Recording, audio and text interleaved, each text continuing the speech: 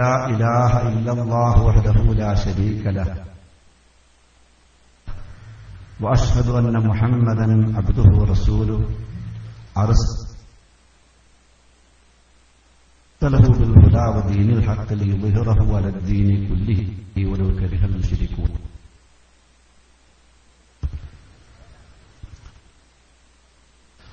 اللهم صل على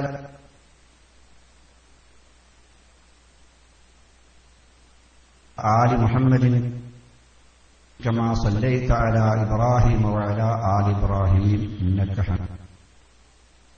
حميد مجيد. اللهم بارك على محمد وعلى آل محمد العليم من الشيطان الرجيم. يا أيها الذين آمنوا اتقوا الله وابتغوا إليه الوسيلة وجاهدوا في سبيله لعلكم تفلحون. اللهم لولا أنت ما اهتدينا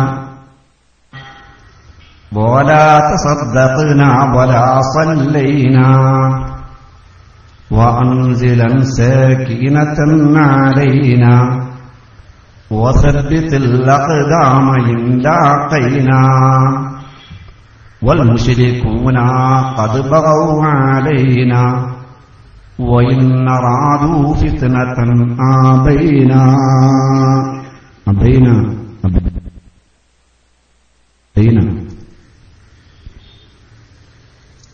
പേരിലിരിക്കുന്ന പണ്ഡിതന്മാരെ,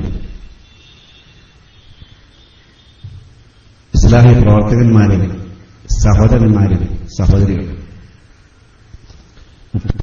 30 കൊല്ലം മുമ്പ് കഴിഞ്ഞ കൊട്ടപ്പുറം സംവാദം അതിൽ വിഷയം അവതരിപ്പിച്ചുകൊണ്ട് സംസാരിച്ചപ്പോൾ ഞാൻ അന്ന് ചൊല്ലിയ പദ്യശകലങ്ങളാണ്, ബൈത്തുകളാണ് ഇപ്പോഴും നിങ്ങളുടെ മുന്നിൽ അവതരിപ്പിച്ചത്. ഞാനന്ന് സംതൃപ്തിയോടുകൂടി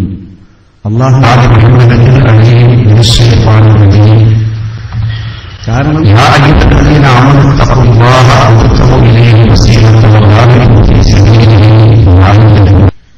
ആ പദ്യത്തെ ഞാൻ ഈ പദ്യം കൊണ്ടാണ് നേരിട്ടത്. പക്ഷെ നേരിടുമ്പോൾ ബുദ്ധിയുള്ളവർക്കും ഇസ്ലാമിന്റെ പ്രാഥമിക പാഠങ്ങൾ അറിയുന്നവർക്കും മനസ്സിലാക്കാം ഈ രണ്ട് കക്ഷികളും എവിടെ നിൽക്കുന്നു എന്ന്. കാരണം ഒന്ന്, സഹാബാക്കറാം റളിയല്ലാഹു അൻഹും സന്നദ്ധഘട്ടത്തിൽ ചൊല്ലിയ ആ പദ്യശകലങ്ങൾ സഹീഹുൽ ബുഖാരി റിപ്പോർട്ട് ചെയ്തതാണ് ഞാൻ ചൊല്ലിയ പദ്യം. മറ്റൊരു പദ്യം കായൽ പട്ടണത്തുകാരൻ മുസ്ലിംകളുടെ ശിർക്ക് പ്രചരിപ്പിക്കാൻ വേണ്ടി കുത്തുബിയത്ത് എന്ന് പറഞ്ഞ് ഒരു ക്ഷുദ്രകൃതി പ്രചരിപ്പിക്കുകയുണ്ടായി. ആ കുത്തുബിയത്തിലെ ശിർക്കിന്റെ ഏറ്റവും പരമാവധി ശിർക്കിന്റെ പാരമ്യത്തിലെത്തിയ പദ്യശകലമായിരുന്നു മുസ്ലിയാർ ആവർത്തിച്ചോട് ചൊല്ലിയത്. അതിന് മറുപടിയാണ് സഹാബത്തിയല്ലേ തൗഹീദിന്റെ പദ്യങ്ങളോട് ഞാൻ നേരിട്ടത്. അതുകൊണ്ട് തന്നെ ശിർക്കിന്റെ ഭാഗത്ത് ആറാണ്, തൗഹീദിന്റെ ഭാഗത്ത് ആറാണ് എന്നുള്ളത് നമുക്ക് വ്യക്തമായി മനസ്സിലാക്കാൻ കഴിയും.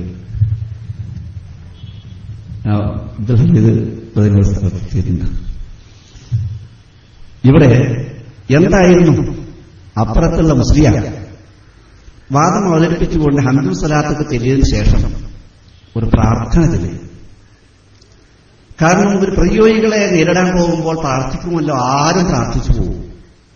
മക്കത്തെ മുശ്രിക്കുകളും പ്രാർത്ഥിച്ചിരുന്നു. ബദറിൽ പ്രതിയോഗികളെ കണ്ടുമുട്ടുമ്പോൾ മക്കത്തെ മുശ്രിക്കുകൾ അബൂജഹലും കൂട്ടലും പ്രാർത്ഥിച്ചത് അല്ലാഹുമ്മ റബ്ബ ഹാദൽ ബൈത്ത്, ഇന്ന് ഈ കാബത്തിന്റെ ബൈത്തിന്റെ ഉടമയായ നാഥാനായ അല്ലാഹുവേ, ഞങ്ങൾ ഈ രണ്ട് വിഭാഗത്തിൽ ആരാണോ ഏറ്റവും ഉത്തമൻ അവരെ സഹായിക്കണേ, അവരെ രക്ഷിക്കണേ എന്ന്. അപ്പോൾ മക്കത്തെ മുശ്രിക്കുകൾ ഒരു സന്നിഗ്ധഘട്ടത്തിൽ വരുമ്പോൾ സൃഷ്ടാവായ റബ്ബിനെ വിളിച്ചാണ് പ്രാർത്ഥിച്ചിരുന്നത്. കാരണം റബ്ബാണോ രക്ഷിക്കേണ്ടത്. ഇത് മക്കത്തെ മുശ്രിക്കുകളുടെ വിശ്വാസമാണ്. ഖുർആൻ എടുത്ത് പറയുകയും ചെയ്തിട്ടുണ്ട്.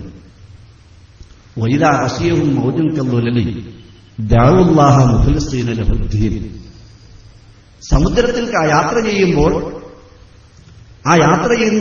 തിരമാലകൾ കാറ്റും കോടും അവരുടെ നാലുപുറം വന്ന് തിരമാലകൾ അവരെ വലയം ചെയ്താൽ ആരെ വലയം ചെയ്താൽ ആരെയുമല്ല മക്കത്തെ മുശ്രിക്കീങ്ങളെ വലയം ചെയ്താൽ ദഅവുല്ലാഹ മുഖ്ലിസീന ലഹുദ്ദീൻ കീഴ്വണക്കം അള്ളാഹുവിന് മാത്രമാക്കിക്കൊണ്ട് അള്ളാഹുവിനോട് മാത്രം അവർ പ്രാർത്ഥിച്ചിരുന്നു.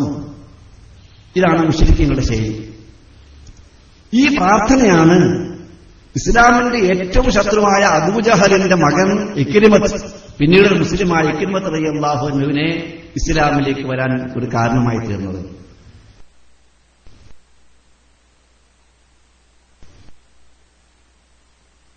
കാരണം അങ്ങനെ. അത് മാത്രമല്ല, ബദറും വഹദും അഹ്സാബും എല്ലാം കഴിഞ്ഞ് മക്ക ഫത്ഹുമായപ്പോൾ റസൂൽ കരീം സല്ലല്ലാഹു അലൈഹി വസല്ലം പ്രഖ്യാപിച്ചു, ഇനി ഇവിടെ ഇദ്ഹബു അൻതും തുലഖാ, നിങ്ങൾ പോകാം, നിങ്ങൾ സ്വതന്ത്രരാണ്. പക്ഷേ അടിച്ചേൽപ്പിക്കില്ല, ഇസ്ലാമിൽ വിശ്വാസം അടിച്ചേൽപ്പിക്കില്ല. ഏതൊരു കാര്യത്തിൽ അങ്ങനെയാണ്. പരിശുദ്ധ ഖുർആനിലെ അഅ്ലമു ആയത്ത്, ഏറ്റവും മഹത്വമേറിയ ആയത്ത് തൗഹീദ് വിവരിക്കുന്ന ആയത്തിനെ കുറിച്ചാണ്. അതുകൊണ്ടാണ് ഉബയ്യ് ചോദിച്ചു, ഏതാണ് ഖുർആനിലെ ഏറ്റവും മഹത്വമായ ആയത്തറിയാമോ? അദ്ദേഹം പറഞ്ഞ അള്ളാഹു റസൂൽ ആണ്, അള്ളാഹ്ക്കറിയാം, റസൂലിനറിയാം. ഇന്നലെ എനിക്കറിയില്ല എന്ന് പറഞ്ഞു. പിന്നെയും അവർക്ക് ചോദിച്ചപ്പോൾ അദ്ദേഹം പറഞ്ഞു, അദ്ദേഹത്തിന് അറിവെക്കുന്ന ശരിയാവോ എന്ന നിലക്ക് ആയത്തിൽ കുർസിയാണ് എന്ന് പറഞ്ഞു. റസൂൽ സല്ലല്ലാഹു പറഞ്ഞു, അബൂ മുൻകർ, അദ്ദേഹത്തിന്റെ മുൻകറിന്റെ പിതാവേ ബഹുമാനത്തോട് പറഞ്ഞുകൊണ്ട് പറയാണ്, നിങ്ങളെ വിജ്ഞാനത്തെ ഞാൻ അഭിനന്ദിക്കുകയാണ്. കാരണം ആയത്തിൽ കുറിച്ചാണ് ഏറ്റവും മഹത്വമേറിയ ആയത്ത്, തൗഹീദ് എന്താണെന്ന് വിവരിക്കുന്നതാണ്. എന്നിട്ട് ആ ആയത്തെന്ന് പറഞ്ഞാൽ പിന്നെ ശേഷം നേരെ താഴെ അള്ളാഹു പറയുന്നതെന്ന് അറിയാമോ? ലാ ഇക്റാഹ ഫിദ്ദീൻ ഖദ് തബയ്യന റുശ്ദുൽ ഗയ്, മതത്തിൽ ബലാത്കാരമല്ല. സന്മാർഗവും ദുർമാർഗവും വ്യക്തമായി കഴിഞ്ഞു. ഇതൊക്കെ ഇവർക്കൊക്കെ ഇഷ്ടമുള്ളവർ തെരഞ്ഞെടുക്കട്ടെ, ആരും അടിച്ചേൽപ്പിക്കുന്നില്ല. അതാണ്. അപ്പൊ അതുകൊണ്ട് തന്നെ മക്ക വിജയത്തിൽ റസൂൽ കരീം സല്ലല്ലാഹു അലൈഹി വസല്ലം ഇതുവരെ മർദ്ദനങ്ങളേറ്റ് ഹിജറ പോയി എല്ലാം താഴ്ന്നു സഹിച്ച് ഇപ്പോൾ വിജയിച്ചു വന്നപ്പോൾ നിങ്ങൾക്കിത് സ്വതന്ത്രമാണ് അവരെ പാട്ടിൽ വിടുകയാണ് ചെയ്തത്. അബൂജഹലിന്റെ മകനും പോയി ഇക്രിമത്ത്, ഇനി ഈ നാട്ടിൽ നിൽക്കുന്നില്ല. കാരണം ഇവിടുത്തെ വിഗ്രഹങ്ങളെല്ലാം പഴയ തൗഹീദിന് വേണ്ടി അള്ളാഹുവിനെ മാത്രം ആരാധിക്കാൻ വേണ്ടി ആദ്യം ഉണ്ടാക്കിയ ദേവാലയമാണ് പരിശുദ്ധ കഅബാലയം. ആ ദേവാലയത്തിന്റെ പരിസരത്ത് ഇന്ന് ഒരുപാട് വിഗ്രഹങ്ങളും പ്രതിമകളും പ്രതിഷ്ഠിതരുണ്ട്. ഇബ്രാഹിം നബി അലൈഹി ഇസ്ലാമും ഇസ്മായിൽ നബി അലൈഹി ഇസ്ലാമും രണ്ടുപേരും കൂടിയാണ് കെട്ടിപ്പടുത്തുണ്ടാക്കിയത്. അവരുടെയും വിഗ്രഹങ്ങൾ കഅബത്തിനടുത്തുണ്ട്, ഇസ്മായിൽ നബി അലൈഹി ഇസ്ലാമിന്റെ ഇബ്രാഹിം നബി ഇസ്ലാമിന്റെയും. മക്ക ഫതഹോടുകൂടി റസൂൽ സല്ലല്ലാഹു അലൈഹി വസല്ലം അവിടെ അകലെ നിന്നുകൊണ്ട് പറഞ്ഞു, അതെല്ലാം അവിടുന്ന് താഴെ എടുത്തു മാറ്റിയാലല്ല ഞാൻ അങ്ങോട്ട് പ്രവേശിക്കില്ല. ഒക്കെ ഓരോന്ന് എടുത്തു മാറ്റി. കഅബത്തിന്റെ ഉള്ളിൽ 2 റക്അത്ത് നമസ്കരിച്ച് പുറത്തു വന്നിട്ട് പറഞ്ഞു, അലി റളിയല്ലാഹു അൻഹു വിളിച്ചിട്ട്, അലി ഒക്കെ ശരിയാക്കി ഞാനോട് വന്നു, ഇനി നമ്മൾ കാണാത്ത ഇവിടെ ഉണ്ടെങ്കിലോ, അതുകൊണ്ട് ഒന്ന് നടന്നു നോക്കണം പരിശുദ്ധ കഅബാലയത്തിന്റെ പരിസരത്ത്. എന്നിട്ട് വസിയത്ത് ചെയ്തു, അല്ലാ തദാ തിൻസാൻ ഇല്ലാ കസർതഹു വലാ ഖബറൻ മുശ്രിഫൻ ഇല്ലാ സവൈതഹു, ഒരു പ്രതിമയും ഇത് തട്ടി തകർക്കാതെ വിട്ടേക്കരുത് കേട്ടോ. കാരണം മുഹമ്മദ് നബി സല്ലല്ലാഹു അലൈഹി വസല്ലം വന്നു പോയിട്ട് ഒരു പ്രതിമ നീക്കം ചെയ്യാൻ കഴിയില്ല എന്ന് പറഞ്ഞാൽ അത് ഇനി രാഗത്ത് ആർക്കും നീക്കാൻ കഴിയില്ല. അതുകൊണ്ട് ഇനി അത് ഇവിടെ ബാക്കി വെക്കാൻ പാടില്ല. ഈ ബിംബങ്ങളെ പോലെ തന്നെയാണ് ഉയർത്തപ്പെട്ട കബറുകൾ. അതാണ് മനസ്സിലാക്കേണ്ട ഒരു കാര്യം. അതിനുകൂടിയാണ് ഉദ്ധരിക്കുന്നത് ആ സംഭവം. ഈ വിഗ്രഹങ്ങൾ എങ്ങനെയാണോ അതുപോലെയാണ് ശരിക്കും പൊന്തിച്ച് ഉയർത്തിയ കബറുകൾ. അതുകൊണ്ട് ആ കബറുകളെ സംബന്ധിച്ച് അലികളുടെ വസിയത്ത് ചെയ്തു, വലാ ഖബറൻ മുശ്രിഫൻ ഇല്ലാ സവൈതഹു, ഉയർന്നു നിൽക്കുന്ന വല്ല കബറുമുണ്ടെങ്കിൽ ആ കബർ തട്ടി നിരത്തി സമമാക്കാതെ വിട്ടേക്കരുത് കേട്ടോ. ആ വസിയത്ത് അലി റളിയല്ലാഹു അൻഹുവിനെ ഏൽപ്പിച്ചത്. അലി റളിയല്ലാഹു അൻഹു അതൊക്കെ നടപ്പിലാക്കി. അവിടുത്തെ വിഗ്രഹങ്ങൾ അവിടെ എടുത്ത് മാറ്റി തട്ടി തകർത്തു. ഇനി എവിടെ ഏതെങ്കിലും കുറ്റിപ്പൊന്തിന് മറ്റൊക്കെയുള്ളതൊക്കെ അതേ പ്രകാരം ബിംബം പോലെ തന്നെ പൊന്തി നിൽക്കുന്ന ആറങ്ങളും കബറുകളെല്ലാം തട്ടി തകർത്ത് ശുദ്ധ്യമാക്കി. പക്ഷെ ആരെയും അടിച്ചേൽപ്പിച്ച ഇത് തൗഹീദിന്റെ നാടാണ്, അള്ളാഹുവിന് മാത്രം ഇബാദത്ത് എടുക്കാൻ വേണ്ടി ആദ്യം ഉണ്ടാക്കിയ പള്ളിയാണല്ലോ. അതായത് പൂർവ്വസ്ഥായിലേക്ക് യഥാർത്ഥ സത്യാവസ്ഥയിലേക്ക് കൊണ്ടുവന്നു. വലിയ ആരാധകരോട് പറഞ്ഞു, നിങ്ങൾ സ്വതന്ത്രരാണ് പോകാൻ, നിങ്ങളെ അടിച്ചേൽപ്പിക്കുന്നില്ല എന്ന് പറഞ്ഞു. കൂട്ടത്തിൽ അബൂജഹലിന്റെ മകൻ ഇക്രിമത്തും അവിടുന്ന് പോയി. കാരണം അദ്ദേഹത്തിന് ഒരിക്കലും ഇസ്ലാം പദവി തൗഹീദ് സ്വീകരിച്ചുകൂടാ. അങ്ങനെ പോകുമ്പോൾ അദ്ദേഹം കടലിൽ കപ്പൽ കയറി പോവുകയാണ്. പോകുന്ന സമയത്ത് കുറച്ചങ്ങ് എത്തിയപ്പോഴാണ് കപ്പലിന്റെ കാറ്റും പോലൊക്കെ വന്ന് ഈ പായക്കപ്പലാണല്ലോ, അതിൽ നാടി വലയാൻ തുടങ്ങി. പൊന്തുന്നോ ആടുന്നോ അലയുന്നോ അങ്ങനെയൊക്കെ. കപ്പിത്താൻ അപ്പോഴാണ് പറയുന്നത്, എന്റെ കയ്യിൽ വേറെ ആർക്കും നിന്നെ രക്ഷിക്കാൻ കഴിയില്ല, ഇതാണല്ലോ മുഹമ്മദിന്റെയും കൂട്ടരുടെ അനുയായികളുടെ സന്ദേശം. അതിപ്പോൾ ഞാൻ ഈ പോകുന്ന അത് പറ്റുകയില്ല. എനിക്ക് വേറെയും ദൈവങ്ങളും രക്ഷകന്മാരും ഉണ്ട്, അവരെന്നെ രക്ഷിക്കുമെന്ന് വിചാരിച്ചുകൊണ്ടാണ് പോണത്. പക്ഷെ ഈ യാത്രയിലും അവർക്കെന്നെ രക്ഷിക്കാൻ കഴിയില്ലെങ്കിൽ ഞാൻ എന്തിനു പോകണം? ഞാനിതിന് അഥവാ രക്ഷപ്പെടുകയാണ്, തിരിച്ചുപോയിട്ട് ആദർശം സ്വീകരിക്കുകയാണ് ഇക്രിമത്ത് തീരുമാനിച്ചു. അങ്ങനെ അദ്ദേഹത്തെ അള്ളാഹു രക്ഷപ്പെടുത്തി. അദ്ദേഹം തിരിച്ച് മക്കയിലേക്ക് തന്നെ പോന്നു. അദ്ദേഹം മുസ്ലിമായി. ഇക്രിമത്ത് ബിൻ അബീ ജഹൽ റളിയല്ലാഹു അൻഹു എന്നപ്പോ നമ്മൾ പറയുന്ന അബൂജഹലിന്റെ ഇക്രിമത്ത്. അപ്പൊ ഈ എന്താണത് കാരണം?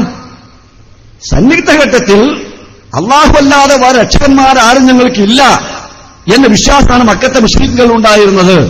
അത് പ്രാവർത്തികമാക്കുകയാണ്. അതന്നെയാണ് ഇസ്ലാം പഠിപ്പിക്കുന്നത്. രക്ഷിക്കാൻ നമ്മൾ അള്ളാഹു മാത്രമേ ഉള്ളൂ.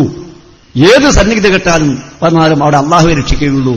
അത് ബോധ്യം വന്നപ്പോൾ ശിർക്കിന് വേണ്ടി തൗഹീദിന്റെ നാട്ടിൽ നിന്ന് എതിർപോകാൻ തീരുമാനിച്ച ഇക്രിമത്ത് അത് ആ യാഥാർത്ഥ്യം മനസ്സിലാക്കി വീണ്ടും തിരിച്ചു വന്നു.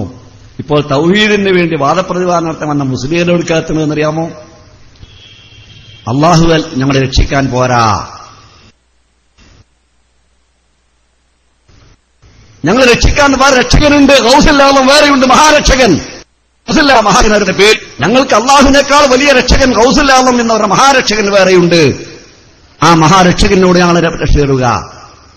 ബദറിലേക്കും വഹദിലേക്കും അഹ്സാബിലേക്കും സൈന്യഘട്ടങ്ങളിലേക്കും പോകുമ്പോൾ മക്കത്തെ മുശ്രിക്കുകൾ പടച്ചവനാണ് പ്രാർത്ഥിച്ചതെങ്കിൽ മുസ്ലിയാക്കന്മാർ പ്രതിയോഗികളുടെ സംവാദത്തിൽ നേടാൻ വേണ്ടി വിളിച്ച് പ്രാർത്ഥിച്ച പ്രാർത്ഥന യാ സയ്യിദി സനദി ഗൗസി വയാ മദദി കുല്ലി വഹീറൻ അലൽ അഅദാഇ ബിൽ മദദി മുദീറ ഇർളി വഖുദ് ബിയദി ബനാ മദദി ഖാലിഫത്തല്ലാഹി ഫീനാ മുഹിയ്യദ്ദീനി യാ മുഹിയ്യദ്ദീനി യാ മുഹിയ്യദ്ദീനി വിളിച്ചു പറയാണ്. അപ്പൊ അവിടെ എന്തായി പറയുന്നത്? ശിർക്ക് ഇതിനേക്കാളെ വലിയ ശിർക്കില്ല.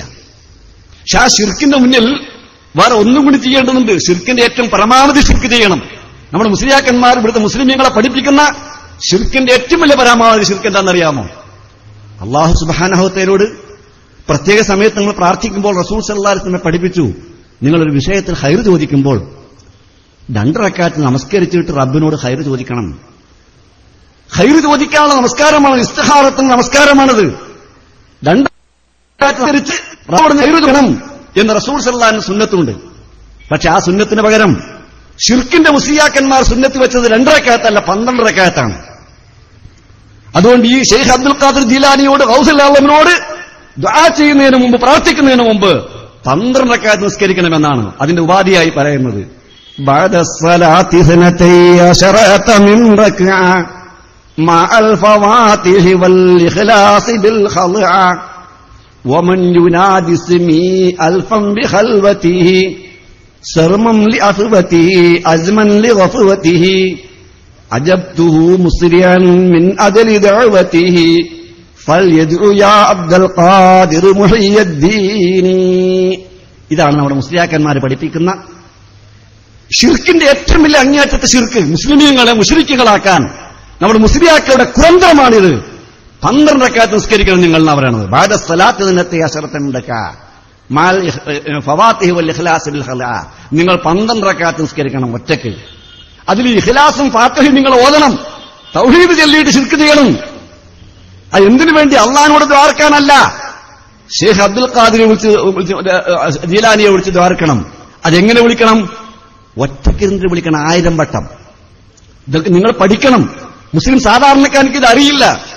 ബഅദ സ്വലാത്തിനത്തെ എന്ന് പറഞ്ഞിട്ട് ഒമൻ യുനാദി ഇസ്മി അൽഫം ബിഖൽവതിഹി ശൈഖ് അബ്ദുൽ ഖാദിർ ജീലാനി പഠിപ്പിക്കാണ്. ആരെങ്കിലും ഒറ്റയ്ക്കിരുന്ന് എന്റെ പേര് 1000 വട്ടം ഉരുവിട്ടാൽ, വിളിച്ചാൽ 1000 വട്ടം നാമം ജപിക്കണം. ശൈഖ് അബ്ദുൽ ഖാദിർ ജീലാനിയുടെ അയോധ്യയിലെ ശ്രീരാമന്റെ രാമനാമം ജപിക്കുന്ന കേട്ടില്ലേ? രാമ രാമ രാമ രാമ സീത എന്ന് പറഞ്ഞത്. ഇതുപോലെ യാ ഗൗസ് മുഹീദ്ദീൻ 1000 വട്ടം നാമം ജപിക്കണം. എങ്കിൽ ഞാൻ ഉത്തരം ചെയ്യാമെന്ന് ശൈഖ് അബ്ദുൽ ഖാദിർ ജീലാനി പറഞ്ഞു എന്ന് അദ്ദേഹത്തിന്റെ പേര് കളവ് കെട്ടിച്ചമച്ച് പറയാണ്. അദ്ദേഹം ഇതിന് ഉത്തരവാദിയല്ല. ശൈഖ് അബ്ദുൽ ഖാദിർ ജീലാനി ഇതിന് ഉത്തരവാദിയല്ല. ഇബ്രാഹിം നബി അലൈഹി ഇസ്ലാമിന്റെ ബിംബ അവിടെ എടുത്തു മാറ്റി ഞാൻ പറഞ്ഞല്ലോ.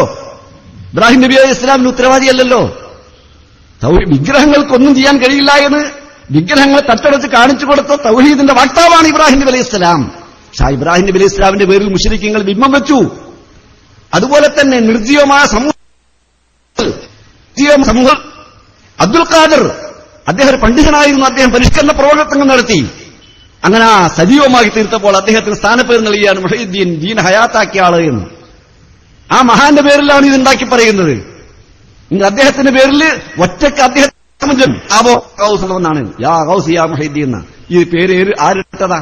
അദ്ദേഹത്തിന് ഉമ്മ ഇട്ടതോ വാപ്പെട്ടതോ അല്ലെങ്കിൽ സമുദായം നൽകിയതോ എന്നല്ല, അത് അള്ളാഹ് എന്നാണ് വിളിച്ചത്.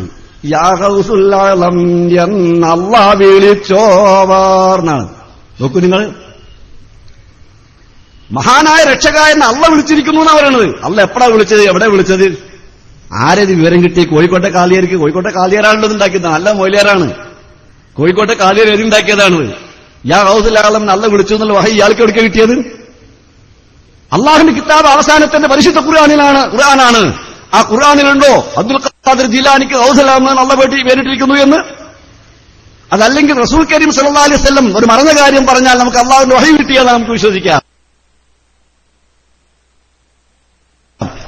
റസൂൽ കരീം സല്ലല്ലാഹു അലൈഹി വസല്ലം ഗൗസുൽ അഅ്ലം എന്ന പേര് എവിടെയെങ്കിലും ഹദീസിലുണ്ടോ? ഇല്ല.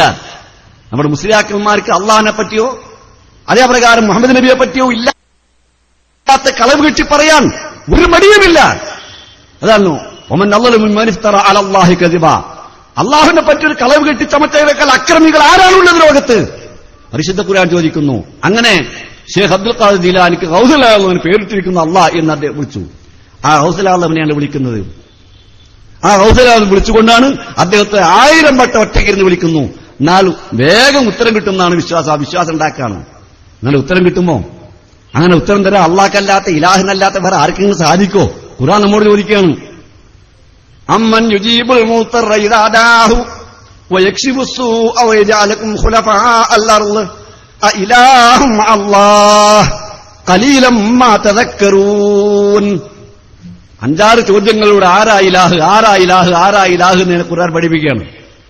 ആ പഠിപ്പിക്കുന്ന കൂട്ടത്തിൽ ആരാ ഇലാഹ് എന്ന് പഠിപ്പിക്കുകയാണ്. അമ്മൻ യുജീബുൽ മുത്തറ ഇദാ ദാഹു, ഒരു വിഷമഘട്ടത്തിലകപ്പെട്ടവൻ, ഒരു പ്രതിസന്ധിയിലകപ്പെട്ടവൻ വിളിച്ച് പ്രാർത്ഥിച്ചാൽ ആരാണ് അവന്റെ പ്രാർത്ഥനയ്ക്ക് ഉത്തരം ചെയ്യുന്നവൻ? വയക്ഷിഫു സൂഅ, അവന്റെ അവന്റെ പ്രതിസന്ധികൾ തരണം ചെയ്ത് കൊടുക്കും, വിഷപരിഹരിക്കും. ആർക്കാണ് സാധിക്കുക? ആരാണ് അങ്ങ് ഉത്തരം ചെയ്യുന്നവൻ?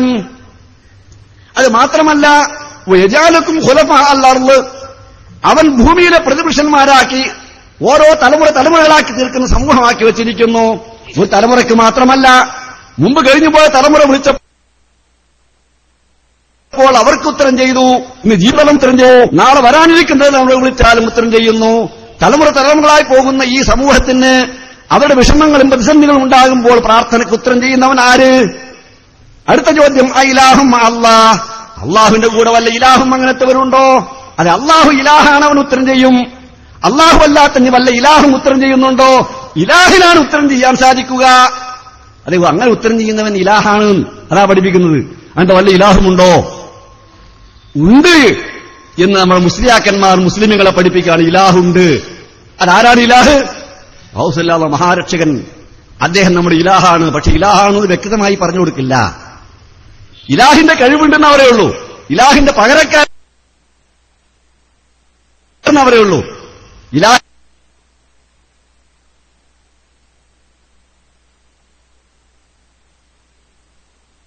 ഇലാഹാണെന്ന് പറയില്ല.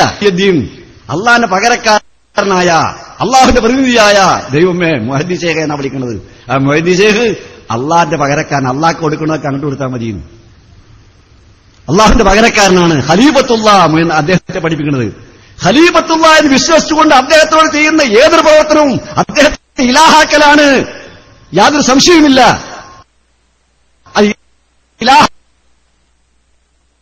ഇലാഹാക്കലാണ്. പക്ഷെ അതുകൊണ്ട് തന്നെ ആയെന്ന് പറയിപ്പിക്കും നമ്മളെ കൊണ്ട് നമ്മുടെ മുസ്ലിയാക്കാര്. എന്താണെന്നറിയാമോ? ഇലാഹി അന്ത മഖ്സൂദി വരിളാക മത്ലൂബീൻ.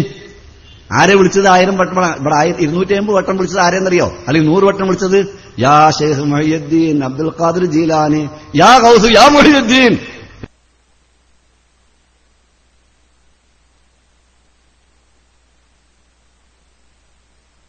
യാ ഗൗസ് യാ മുഹ്യിദ്ദീൻ, എന്റെ മഹാരക്ഷകനായ മൊയ്തീൻ ശൈഖേ, മൊയ്തീൻ ശൈഖേ നിങ്ങളാണ് എന്റെ രക്ഷകൻ. അങ്ങനെ ഓരോ 100 200 250 വട്ടം വിളിച്ചാൽ അതിന്റെ ഇടയിൽ കൂടെ ഒന്ന് പറയും ഇലാഹി എന്റെ മഖ്സൂദി, എന്റെ ഇലാഹയെ നിങ്ങളാണ് എന്റെ ഉദ്ദേശം, അതുകൊണ്ട് നിങ്ങളുടെ തൃപ്തിയാണ് എന്റെ ലക്ഷ്യം. നോക്കൂ നിങ്ങൾ, ഇതിപ്പോ അറിയാതെ പറയിപ്പിച്ച് ഇലാഹാണെന്ന് പറയിപ്പിച്ച് മുസ്ലിമീങ്ങളെ ഇങ്ങനെ ശിർക്കിലേക്ക് കൊണ്ടുപോകാൻ നമ്മുടെ മുസ്ലിയാക്കന്മാരെടുത്ത ഏറ്റവും വലിയ കുതന്ത്രമാണ് ഈ ഖുത്ബിയ്യത്ത് റാത്തീബ്. അതാണ് ചെയ്യിപ്പിക്കുന്നത്. അതിന് ഖലീഫത്തുള്ള അറിയില്ല. അപ്പൊ അതുകൊണ്ട് ഈ ശുദ്ധകൃതിയിലെ ഈ ഈരടികൾ ഷെയ്ഖ് അബ്ദുൽ ഖാദിർ ജിലാനി പ്രാർത്ഥന ഉദ്ധരിച്ചുകൊണ്ടാണ് മുസ്ലിയാരോട് വിഷയം അവതരിപ്പിച്ചത്. അതേ അവസരത്തിൽ യുദ്ധത്തിലേക്ക് ഹൈബർ യുദ്ധത്തിലേക്ക് ഇറങ്ങിയപ്പോൾ അവിടെ ആ യുദ്ധത്തിലേക്ക് പോകുമ്പോൾ അവിടെ വെച്ചുകൊണ്ട് അള്ളാഹുവിന്റെ പ്രാർത്ഥന, അബ്ദുല്ലാഹിബ്നു റവാഹത്തിനെ പോലെ സഹാബികൾ, ആ സഹാബികൾ ചൊല്ലിയ പ്രാർത്ഥന, അതായത് സഹീഹ് ബുഖാരി റിപ്പോർട്ട് ചെയ്തത്. അതായിരുന്നു ഞാൻ അതിന് മറുപടി പറഞ്ഞു. നമുക്ക് ഈ രക്ഷകൻ വേറെ ഒന്നല്ല. അല്ലാഹുമ്മ ലൗലാ അന്ത മഹ്തദൈന വലാ തസദ്ദഖ്നാ വലാ സല്ലൈന. അല്ലാഹുവേ, നീ ഞങ്ങൾക്ക് സന്മാർഗം കാണിച്ചു തന്നില്ലായിരുന്നുവെങ്കിൽ ഞങ്ങൾ സന്മാർഗം പ്രാപിക്കില്ലായിരുന്നു, ഞങ്ങൾക്ക് ഹിദായത്ത് കിട്ടില്ലായിരുന്നു. ഈ തൗഹീദിലേക്ക് നീ ഞങ്ങളെ നയിച്ചില്ലായിരുന്നുവെങ്കിൽ ഞങ്ങൾ ഈ തൗഹീദിൽ എത്തുകയില്ലായിരുന്നു റബ്ബേ. അതാണ് സഹാബത്ത് അവർ ചൊല്ലിയത്. അല്ലാഹുമ്മ ലൗലാ അന്ത മഹ്തദൈന, അല്ലാഹുവേ നീ ഇല്ലായിരുന്നുവെങ്കിൽ, നീ ഞങ്ങൾക്ക് ഹിദായത്ത് കാണിച്ചില്ലായിരുന്നെങ്കിൽ ഞങ്ങൾ ഹിദായത്ത് ഉണ്ടാവില്ല. വലാ തസദ്ദഖ്നാ വലാ സല്ലൈന, ഞങ്ങൾ നിന്റെ മാർഗത്തിൽ ധർമ്മം ചെയ്യുകയോ നിനക്ക് വേണ്ടി ഞങ്ങൾ നമസ്കരിക്കുകയോ ചെയ്യുമായിരുന്നില്ല. അത് നീ ഹിദായത്ത് തന്നുള്ളതാണ്. അതുകൊണ്ട് ഇപ്പോൾ ഞങ്ങൾ ശത്രുക്കളെ പ്രതിയോഗികൾ നേരിടാൻ പോവുകയാണ്. ആ സമയത്താണ് അവർ പറയുന്നത് അൻദിലൻ സക്കീനത്തൻ അലൈന, അല്ലാഹുവേ ഞങ്ങൾക്ക് ശാന്തിയും സമാധാനം ഞങ്ങൾ മനസ്സിന് പ്രദാനം ചെയ്യണമേ. ഞങ്ങൾക്ക് ഭയമില്ല, പേടിയില്ല, കാരണം നീ ഞങ്ങളെ ശാന്തിയും സമാധാനം നൽകുന്നു. അതാണ് അൻദിലൻ സക്കീനത്തൻ അലൈന വസബ്ബിത്തിൽ അഖ്ദാമ ഇല്ലാ ഖൈന. ഞങ്ങൾ ഈ ശത്രുക്കളുമായി കൊണ്ടാണ്, കാരണം അതാണ് സഹാബത്ത് എന്ന് ചൊല്ലിയത്. അത് മാത്രമല്ല, ഒന്നുകൂടി പറഞ്ഞു, മുശ്രിക്കീങ്ങൾ അപ്പുറത്തിരിക്കുകയാണ്. ഞാനും ആ സ്റ്റേജിലേക്ക് ചൂണ്ടിക്കൊണ്ട് തന്നെയാണ് ചൊല്ലിയത്. അതായിരിക്കുന്ന മുസ്ലിയാക്കളുടെ സ്റ്റേജിലേക്ക് ചൂണ്ടിക്കൊണ്ട് ഈ മുശ്രിക്കീങ്ങൾ ഫിത്നയുണ്ടാക്കുന്നവരാണ് ഇവിടെ. ഞങ്ങൾ ഈ തൗഹീദ് നിലകൊള്ളുമ്പോൾ ആ മുശ്രിക്കുകൾ ഫിത്നയുണ്ടാക്കാൻ വേണ്ടിയാണ് മുശ്രിക്കുകൾ ഇരിക്കുന്നത്. മുശ്രിക്കൂന കദ്ബഗഅലൈന, അവൻ ഞങ്ങളോട് ധിക്കാരം പ്രവർത്തിക്കുന്നു, അതിക്രമം പ്രവർത്തിക്കുന്നു, മര്യാദയും നീതിയും അവർക്കില്ല. അതുകൊണ്ട് വൈന്നറാദു ഫിത്നതൻ, അത് വല്ല ഫിത്നയും ഇവിടെ ഉദ്ദേശിക്കുന്നതാണെങ്കിൽ ആ ഫിത്നയാണ് ഇവിടെ അവസാനം കണ്ടത്. ആ ഫിത്ന ഉദ്ദേശിക്കുകയാണെങ്കിൽ അബൈന, ഞങ്ങൾ സമ്മതിച്ചു കൊടുക്കില്ല.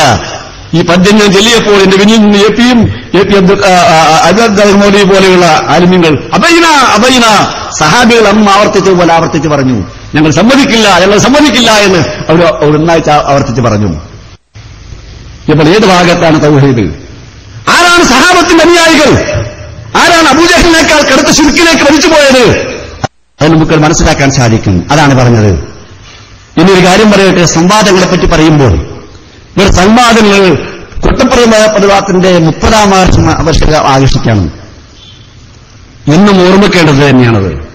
കാരണം കോട്ടപ്പുറം വാദപ്രതിവാദത്തിന് ശേഷം അത്ര ബഹുജന പങ്കാളിത്തമുള്ളൊരു വാദപ്രതിവാദം കേരളത്തിൽ നടന്നിട്ടില്ല, നടക്കുമെന്ന് തോന്നുന്നുമില്ല. അതിന് മുമ്പ് നടന്നു. വാദപ്രതിവാദം ഇന്നും കഴിഞ്ഞ് തുടങ്ങിയതൊന്നുമല്ല. ഈ വെല്ലുവിളി ആദ്യവിടെ കേരളം മലബാറുകാർ പഠിപ്പിച്ചതറിയാമോ?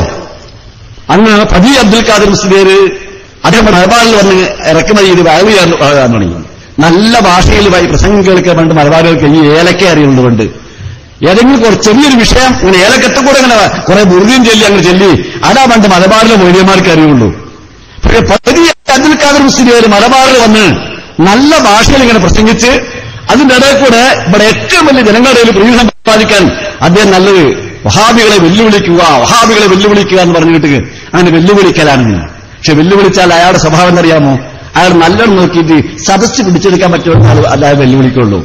കാരണം അയാൾ എന്ത് പറഞ്ഞാലും ശരി, ഒരു സലാത്ത് എഴുതിയാൽ, ഒരു തെക്കുമീർ വിളിച്ചാൽ സദസ്സ് ഒന്നായിട്ട് അയാൾക്ക് വേണ്ടി അളകിട്ട് ആ അന്വേഷണം കഞ്ചി എന്ന് ഉറപ്പ് തോന്നിയാൽ അയാൾ വെല്ലുവിളിക്കുള്ളൂ. വടകര അവർക്ക് വന്ന് വെല്ലുവിളിച്ചപ്പോൾ അവിടെ ഒരു മുജാഹിദ് ഒരൊറ്റ അറബി അധ്യാപകനാണ് ഉണ്ടായിരുന്നത്. അയാൾ വെല്ലുവിളിച്ചു. ഫതി അബ്ദുൽ ഖാദിർ മുസ്ലിയാർ മഹാസമ്മേളനത്തിൽ ഇവിടെ ഉണ്ടോ? വഹാബികൾ ആരെങ്കിലും ഉണ്ടോ എന്ന് പറഞ്ഞ് വരികയാണ്. അള്ളാഹുവിനോട് മാത്രമേ പ്രാർത്ഥിക്കാൻ പാടുള്ളൂ എന്ന് പറയുന്നവർ. പ്രാർത്ഥന അള്ളാഹുവിനോടേ പാടുള്ളൂ. വേറെ അള്ളാഹു അല്ലാത്ത പ്രാർത്ഥന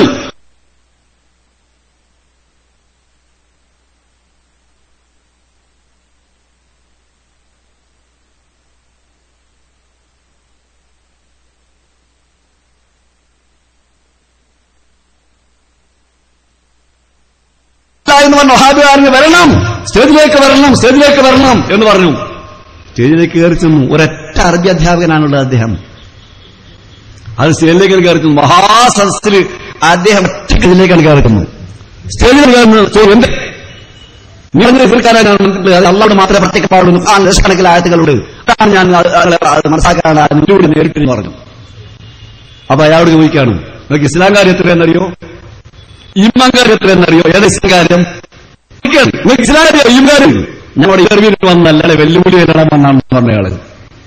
കാരണം അവര് പറഞ്ഞത് ഞങ്ങളുടെ ഇന്റർവ്യൂവിനുള്ളത് അതിനാണെന്ന് പറഞ്ഞു.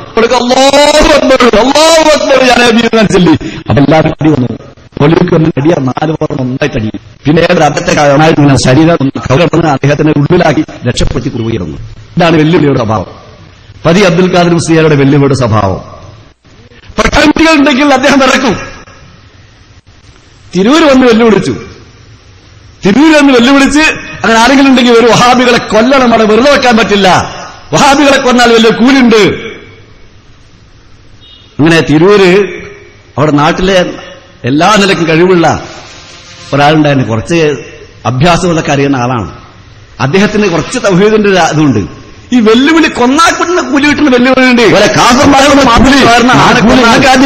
കിട്ടുന്നല്ല പറയുന്നത്. അയാളെ നേരെ സ്റ്റേജിലേക്ക് എറിഞ്ഞിട്ട് അരയുണ്ടായിരുന്ന വലിയൊരു കട്ടാരം ദംസേരാന്നാണ് കൊടുത്തു. എന്തേ, ഞാൻ അള്ളാഹുവിനെ മാത്രം പ്രാർത്ഥിക്കുന്ന ആളുകൾ ഇന്നെ കൊന്നാൽ നിങ്ങൾക്ക് കിട്ടിക്കോട്ടെ ആദ്യത്തെ കൂലിയും. ഇയാൾ വിറച്ച് അവിടെ ഇറങ്ങിപ്പോയി. അപ്പൊ അതാണ് പതി. അങ്ങനെ ഈ പതിയാണ് പിന്നെ പൂനൂര് വാദപ്രതിവാദം നടത്താൻ വന്നത്. അറിയല്ലേ നിങ്ങൾക്ക്? അവർക്ക് അലി മൗലവിയുമായി, നമ്മുടെ അബ്ദുസ്സലാം സുല്ലമിയുടെ പിതാവ് അലി മൗലവിയുമായി പൂനൂർ വെച്ചാണ് ഇതുപോലെ പിന്നെ ഒരു ബഹുജന വാദപ്രതിവാദം ബഹുജനങ്ങൾ നടത്തിയത്. അത് 3 സ്റ്റേജ്, ഒരേ ഇതിന്റെ തലക്കൽ 3 സ്റ്റേജ്. ഒരു തലക്കൽ 13 കൂട്ടരും, ഒരു അലി മൗലവിയും സഹപ്രവർത്തകരും, നടുവിൽ കുറച്ച് മധ്യസ്ഥന്മാരും. സമയം നിശ്ചയിച്ചു.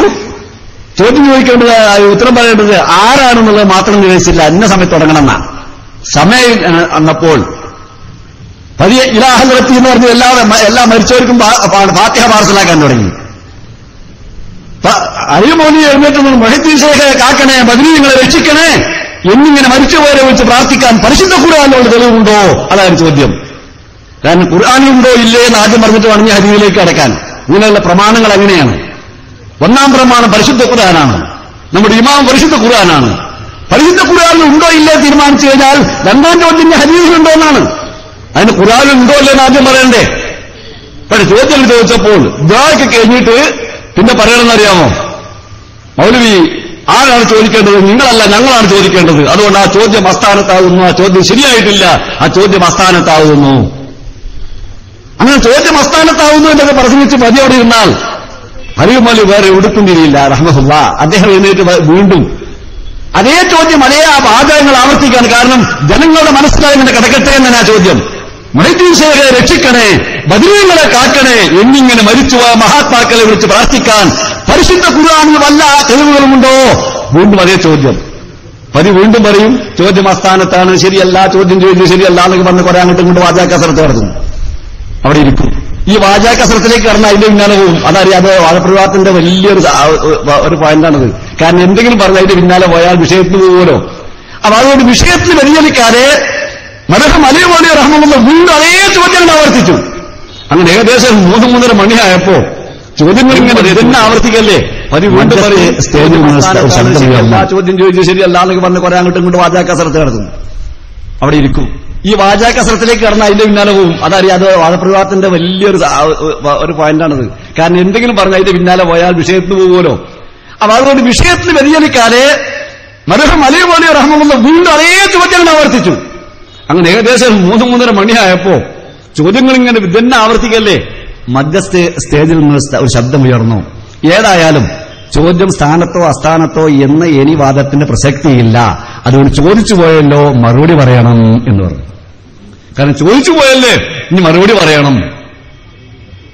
പതിയുടെ മറുപടിയാണ് ശ്രദ്ധിക്കേണ്ടത്. പതിയുടെ മറുപടി അള്ളാഹു അല്ലാത്തവരെ മരിച്ചുപോയ മഹാത്മാക്കളെ വിളിച്ച് പ്രാർത്ഥിക്കാൻ പാടില്ല എന്ന് പരിശുദ്ധ ഖുർആൻ വിരോധിക്കാത്തതുകൊണ്ട് അത് അനുവദനീയമാകുന്നു. അപ്പോ പരിശുദ്ധ ഖുർആൻ തെളിവുണ്ടോന്ന് ഒരായത്തും ഉദ്ധരിക്കാൻ കഴിഞ്ഞില്ല.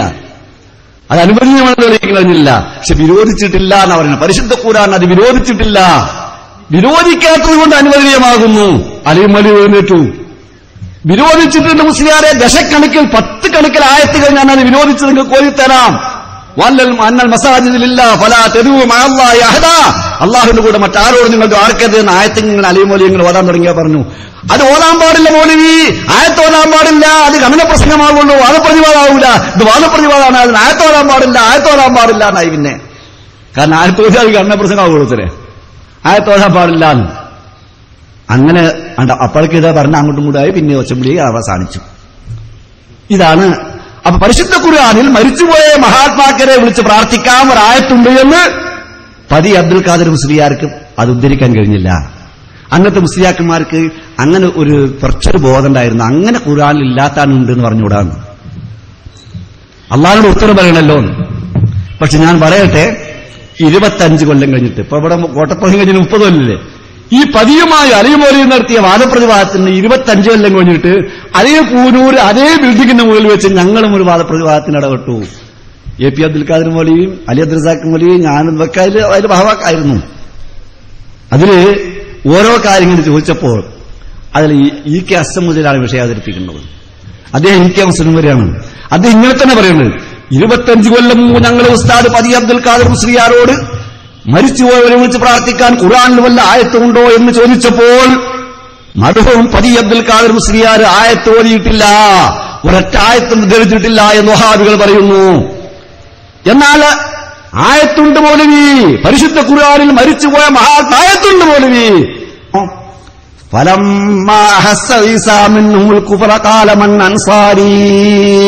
അത്ര ഓതുള്ളൂ കേട്ടോ. എല്ലാരും കാഫിറായി എന്ന് ഈസാ നബി അലൈഹി ഇസ്ലാം മനസ്സിലാക്കിയപ്പോൾ എല്ലാരും കാഫിറായി പോയി. ഈസാ നബിക്ക് ആരും സഹായികളില്ല. എല്ലാരും കാഫിറായി എന്ന് ഈസാ നബി മനസ്സിലാക്കിയപ്പോൾ ആയത്തിന് അയാൾ അർത്ഥം പറയാനാണ് പറയുന്നത് കേട്ടോ. അസംബ്ലിയിൽ അർത്ഥം പറയാണ്. എല്ലാരും കാഫിറായി എന്ന് ഈസാ നബി മനസ്സിലാക്കിയപ്പോൾ അദ്ദേഹം പിന്നെ വിളിച്ച് പ്രാർത്ഥിച്ചു, മൻ അൻസാരി, ഇനി എന്നെ സഹായിക്കാൻ ആരുണ്ട്? ഇവിടെ ജീവിക്കുന്നവരെല്ലാം കാഫിറാണ്, പിന്നെ ഇനി ആരാ മുസ്ലിമുകൾ ഉണ്ടാവുള്ളൂ? മരിച്ചവർ. മൻ എന്ന് പറഞ്ഞാൽ മരിച്ചവർക്കും ജീവിച്ചിരിക്കുമെന്നും പറയാം. ഇവിടെ ജീവിച്ചിരിക്കുന്നവരാരും മുസ്ലിമുകളില്ലാത്തതുകൊണ്ട് മരിച്ച മുസ്ലിമീങ്ങളോടാണ്, മരിച്ചവരോടാണ് ഈസാ നബി അലൈഹി ഇസ്ലാം വിളിച്ച് പ്രാർത്ഥിച്ചത്. മരിച്ചവരെ വിളിച്ച് പ്രാർത്ഥിക്കാനുള്ള തെളിവാണ്. അവ പരിക്ക് കിട്ടാത്തത്, ഈ കേക്ക് കിട്ടാത്തത്, ഹസ്രത്തുകൾക്ക് കിട്ടാത്തത്, പാങ്ങൽ അഹമ്മദ് മുസ്ലിങ്ങൾക്ക് കിട്ടാത്തത്, വേറെ ഒരുപാട് ആലിമുകൾ മുമ്പ് കഴിഞ്ഞു പോയിട്ടുണ്ട് ഈ സമസ്തയിലെ. അവർക്കൊന്നും കിട്ടാത്തൊരായത്താണ് ഈ കെ അസം മുജലിക്ക് കിട്ടിയത്. പക്ഷെ എല്ലാരും കാഫിറായോ? എല്ലാരും കാഫിറായപ്പോഴല്ലേ മരിച്ചവർ വിളിക്കുന്നത്? പരിശുദ്ധ ഖുർആൻ നമ്മുടെ വ്യക്തമായി പറയുന്നു, ഫആമന തായിഫത്തും മിൻ ബനി ഇസ്രായീല വകഫറ തായിഫ. ഇസ്രായേൽപ്പെട്ട ഒരു കൂട്ടരെ വിശ്വാസികളായിട്ടുള്ളൂ, മറ്റൊരു കൂട്ടർ വിശ്വാസികളാണ്. അവ എല്ലാരും കാഫിറായി എന്നുള്ള മൂല്യമുള്ള വാദം ശരിയല്ല. അതാണ് ഒരു വിഭാഗം, അവർ മുഅ്മിനീങ്ങൾ ഒരു വിഭാഗമായി, കാഫിറുകൾ വേറെ വിഭാഗം. ഫആമന തായിഫത്തും മിൻ ബനി ഇസ്രായീല, ഇസ്രായേൽപ്പെട്ട ഒരു വിഭാഗം വിശ്വസിച്ചു.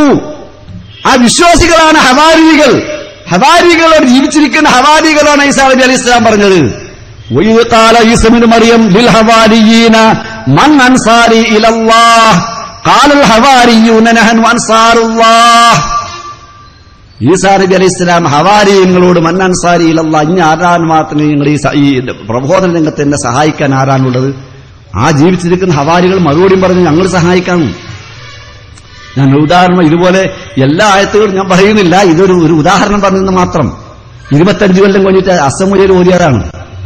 അപ്പൊ അതുകൊണ്ട് ഇങ്ങനെയുള്ള സംവാദങ്ങൾ നടക്കുമ്പോൾ ഈ സംവാദങ്ങൾ നേർക്ക് നേരെ നടക്കാൻ അയക്കാതിരിക്കുക എന്നുള്ളത് നമ്മുടെ മുസ്ലിംമാരുടെ ഒരു സ്വഭാവമാണ്.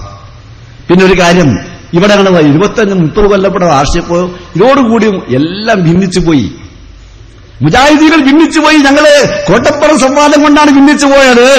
അതുകൊണ്ടാണ് മുജാഹിദീങ്ങൾ ഭിന്നിച്ചു പോയത്. മുജാഹിദീകൾ ഭിന്നിച്ചു പോയത് കോട്ടപ്പുറം സംവാദം കൊണ്ടാണോ? എന്നാ പിന്നെ മൂല്യമാര് ഭിന്നിച്ചത് എന്തിനാണെന്നുള്ളത് പിന്നെ തന്നെ സമസ്തക്കാർ ഇവിടുന്ന് കാണിച്ചു കൊടുത്തല്ലോ. ഒറ്റപ്പുറം സംവാദം കൊണ്ട് മുജാഹിദുകൾ ഭിന്നിച്ചതെങ്കിൽ മുസ്ലിംമാര് ഭിന്നിച്ചത് എന്താ? ഈ ഭിന്നിപ്പിന്റെയൊക്കെ തുടക്കം ഇതൊന്നല്ല കാരണം, അത് ആദർശമൊന്നുമല്ല. പരിശുദ്ധ ഖുർആൻ എല്ലാവരും യോജിപ്പിക്കാനുള്ളതാണല്ലോ. ഈ ഖുർആൻ യോജിപ്പിക്കാനുള്ളതായതുകൊണ്ട് പിന്നെ എന്തിനാ ഖുർആന്റെ അനുയായികൾ ഭിന്നിക്കുന്നത്? ഖുർആൻ തന്നെ മറുപടി പറയുന്നുണ്ട്, അത് ഇതൊന്നുമല്ല കാരണം. അതാ ഖുർആൻ പറയുന്നുണ്ടല്ലോ എല്ലാ സമൂഹത്തിലും ഇതെന്തിനാ ലിഹക്കും വൈനന്നാസ് ഫീമഖ്തലഫൂ ഫീഹി, ഭിന്നാഭിപ്രായമുള്ളത് തീരുമാനം കൽപ്പിക്കുമാവുന്നതാണ് ഖുർആൻ. നമ്മൾ പിന്നെ എങ്കിലും തൗഹീദ് ഏതാണ്, ശിർക്ക് ഏതാണ്, പ്രാർത്ഥന ഏതാണ്, ഇതിൽ ഭിന്നാഭിപ്രായമുണ്ടെങ്കിൽ ഖുർആൻ നമുക്ക് തീരുമാനം കൽപ്പിച്ചു തരും. എങ്കിലെന്തിനാ ഖുർആന്റെ അനുയായികൾ ഭിന്നിക്കുന്നത്? ചോദ്യത്തിന് ഖുർആനെ മറുപടി പറയുന്നു, വമഖ്തലഫ ഫീഹി ഇല്ലല്ലദീന ഊതൂഹു മിൻ ബഅദി മാ ജാഅതുഹുൽ ബയ്യിനാതു ബഗ്യൻ ബൈനഹും. വ്യക്തമായ തെളിവുകൾ നൽകപ്പെട്ടതല്ലാതെ ഭിന്നിക്കുന്നില്ല. അല്ലാതെ ഖുർആനിൽ തെളിവില്ലാത്തതുകൊണ്ട്, ഖുർആൻ നിർദ്ദേശിക്കാത്തതുകൊണ്ടല്ല. ധിക്കാര മനോഭാവം. ഖുർആൻ എന്ത് പറഞ്ഞാലും ശരി, ഞാനത് സ്വീകരിക്കാൻ തയ്യാറില്ല, ഞാൻ പറയുന്നതാണ് ശരി. ഖുർആൻ എന്ത് നിർദ്ദേശിച്ചാലും ഉൾക്കൊള്ളാൻ തയ്യാറില്ല, ഞാൻ എന്റെ സ്ഥാനം വിട്ടുകൊടുക്കൂല. ഖുർആനിൽ പറഞ്ഞ സ്വീകരിച്ച എന്റെ സ്ഥാനം പോകും, അല്ലെങ്കിൽ എന്റെ അവകാശം കിട്ടുന്നത് കുറയും. അന്റെ അവകാശം കിട്ടുമ്പോഴേ ഖുർആന്റെ അവകാശം പറഞ്ഞാൽ നിന്റെ ഓരി കുറയും. അതുകൊണ്ട് ഖുർആൻ ഞാൻ സ്വീകരിക്കുന്നില്ല. ഖുർആൻ അനുകൂലമാണോ? അതാണ് യഖൂലൂന ആമന്നാ ബില്ലാഹി വറസൂലി വഅതഅനാ സുമ്മ യതവല്ലാ ഫരീഖുൻ മിൻഹും മിൻ ബഅദി ദാലിക വഅഉലൈക മിനൽ മുഅ്മിനീൻ. ഞങ്ങൾ അല്ലാഹുവിന്റെ റസൂലിനെ സ്വീകരിച്ചു, അനുസരിച്ചു എന്ന് പറയുന്നു. ആ കൂടുതൽപ്പെട്ട ഒരു ഭാഗം നമ്മുടെ അഭിപ്രായ വ്യത്യാസങ്ങൾ തീരുമാനിക്കാൻ ഇതിലേക്ക് വരുമെന്ന് പറഞ്ഞാൽ ഒരു ഭാഗം തെറ്റിപ്പോവുകയാണ്. അവർക്ക് അനുകൂലമാണോ ന്യായം, സത്യം അവർക്ക് അനുകൂലമാണോ, ശരി, അവരംഗീകരിക്കും. അല്ലെങ്കിലോ ഖുർആനോ ഹദീസൊന്നും ഓൽക്ക് വേണ്ട. ഓൽക്ക് ഓല വാശി, ഓല ബഹ്യ്, ഈ ധിക്കാരാതിന് കാരണം അതൊന്നുമല്ല. പക്ഷെ ഏതായിരുന്നാലും നമ്മുടെ ഇവിടുത്തെ കണ്ടപുരത്തിന്റെ ആൾക്കാരെ പറയുന്നതൊക്കെ അവരുടെ വാദപ്രതിവാദത്തിനോടെ ഭിന്നിച്ചു. പിന്നെ ഓല് ഭിന്നിച്ചതോ? അത് മാത്രമല്ല, ഭിന്നിക്കാതെ ഇരുന്നിട്ടുണ്ടാണെങ്കിലും ഈ പതിയും ഒന്നിച്ചിരുന്ന ഈക്കയും കുണ്ടോട്ടിയിൽ വെച്ച് വാദപ്രതിവാദം നടത്തി. എന്തിനാ? ഒരു തമ്മിൽ പരസ്യ വാദപ്രതിവാദം. പതിയും അലിയോലയുമല്ല, പതിയും ഈക്കയുമാണ് വാദപ്രതിവാദത്തിലുള്ളത്. ഏതാ വിഷയം? പതി ഞങ്ങളാ പറയേണ്ടത്, അല്ലാന്നാ പറയേണ്ടത്, വേറൊന്നല്ല. ഇങ്ങോട്ട് ഒരു തമ്മിൽ സ്റ്റേജ് കെട്ടിയിട്ട് സാധാരണക്കാരന്റെ മുന്നിൽ നിന്നിട്ട് ഒരു ഭാഗത്ത് പതി, ഒരു ഭാഗത്ത് ഈക്കെ പറയുന്നു. സമസ്തയുടെ പ്രസിഡന്റ് ഈക്കെ പറയുന്നു അല്ലാ എന്നാണ് ഉച്ചരിക്കേണ്ടത്. പതി പറയുന്നു അല്ല എന്നാണ് ഉച്ചരിക്കേണ്ടത്. അല്ലാ എന്നുള്ളത് ശരിയല്ല, എഴുതൽ അല്ല എന്നാണല്ലോ. രസികനായ നമ്മുടെ ഉസ്താദ് CP അബൂബക്കർ മൗലവി പറഞ്ഞു, ഇപ്പ ഏതായാലും ഞങ്ങൾ പറഞ്ഞത് ശരിയായി. കാരണം രണ്ടാളും അങ്ങോട്ടും ഇങ്ങോട്ടും പേരല്ലേ. പതി ഞങ്ങൾ പറഞ്ഞിടത്തേക്ക് എത്തി. എന്തേ? ചൂട് പേരുത്തേ തറമ്മൽ നിൽക്കുന്ന ചൊക്കര് മുഹയ്യദ്ദീൻ കാവേലിലേകല്ലായി. ഇപ്പൊ ചൊക്കർ മുഹയ്യദ്ദീൻ കാവലിലേകല്ല, പതി അവിടേക്ക് എത്തിയായ ചൊക്കർ മുഹയ്യദ്ദീൻ കാവലില്ല. അത് അള്ളാഹ് നോക്ക് നിങ്ങൾ. ഇപ്പൊ ഈക്കും പതി എന്തിന് അഭിപ്രായ വ്യത്യാസം വന്നത്? അത് മാത്രമല്ല, ഇപ്പോൾ ഷെയ്ഖ് അബ്ദുൽ ഖാദിർ ജീലാനിയെ ഖലീഫാക്കി കൊണ്ടുപോയിട്ട് ഇപ്പൊ മുഹമ്മദ് മുസ്തഫ സല്ലല്ലാഹു അലൈഹി വസല്ലമിന്റെ മുടി നടക്കുന്ന ബോംബെയിലെ ബാർബർ ഷാപ്പിൽ നിന്ന് എടുത്തു കൊടുത്തിട്ടേ, ബോംബെയിലെ ബാർബർ ഷാപ്പിൽ നിന്ന് മുടി എടുത്തുകൊണ്ടു. അതൊരു മാറി നീട്ടമുള്ള മുടി. മുഹമ്മദ് മുസ്തഫ സല്ലല്ലാഹു അലൈഹി വസല്ലം മുടി അധികം കണ്ടപ്പോ രൂപയെന്ന് വന്നിട്ടുള്ളൂ. ഇതൊരു മാറി നീട്ടമുള്ള മുടി. ആ മുടി നീണ്ടു പോകത്ത്, പിന്നെ നീണ്ടുപോകാത്തരെ.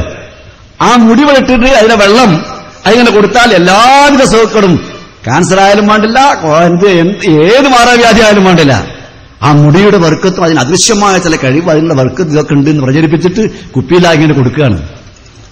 ആ മുടിക്ക് ഇത്രമാത്രം കഴിവുള്ള മുടിയാണെങ്കിൽ റസൂൽ കരീം സല്ലല്ലാഹു അലൈഹി വസല്ലം നാദ് കുളിപ്പിച്ച വെള്ളം സഹാബത്ത് കുപ്പിയിലാക്കി വെക്കൂലേ? ഖുലഫാഉർ-റാഷിദീൻ വെള്ളം ആലോചിച്ച് നോക്കാണ്. കാരണം മുടി മാത്രമല്ല, ശരീരം ഒന്നായിട്ട് കഴുകിയ വെള്ളം ഖുലഫാഉർ-റാഷിദീൻ കുപ്പിയിലാക്കി വെക്കുകയോ സഹാബത്തെ എടുക്കൽ ചെയ്തിട്ടുണ്ടോ? ഇത് മാത്രമേ മുടിക്ക് പോകുന്നത് അതിന്റെ നടക്കുക. അത് മാത്രമല്ല, ഇപ്പൊ പൊടിയുണ്ട് ഇത്രേ. മുടി മാത്രമല്ല, പൊടിയും. ഈ പൊടി അടക്കണോ? അത് റൗള ശരീഫിൽ നബിന്റെ കബറിന്റെ അടുത്ത പൊടിയാണെന്ന് പറയുന്നത്. അവിടെ ആർക്കെങ്കിലും കാണാൻ ചെയ്യുക കബർ എവിടെ കിടക്കുക, ഇവിടുന്ന് എന്തെങ്കിലും അവിടുന്ന് പൊടിയെടുക്കുന്ന പോയിട്ട്. ഇതൊക്കെ ഈ വ്യാജ കള്ളപ്രചരണങ്ങൾ നടത്തുകയാണ്. കള്ളപ്രചരണങ്ങൾ. ഇപ്പോൾ കുറെ 300 ചില്ലാനം ഫോട്ടോ പ്രസിദ്ധീകരിക്കുന്നുണ്ട്. യാറങ്ങളുടെ ഫോട്ടോ, അമ്പിയാക്കന്മാരുടെ ഔലിയാക്കന്മാരുടെ യാറങ്ങളുടെ അതിന് പാത്തൊരു പുസ്തകമുണ്ട്. ഒക്കെ വ്യാജമാണ്, ഒരു കള്ളമാണ്.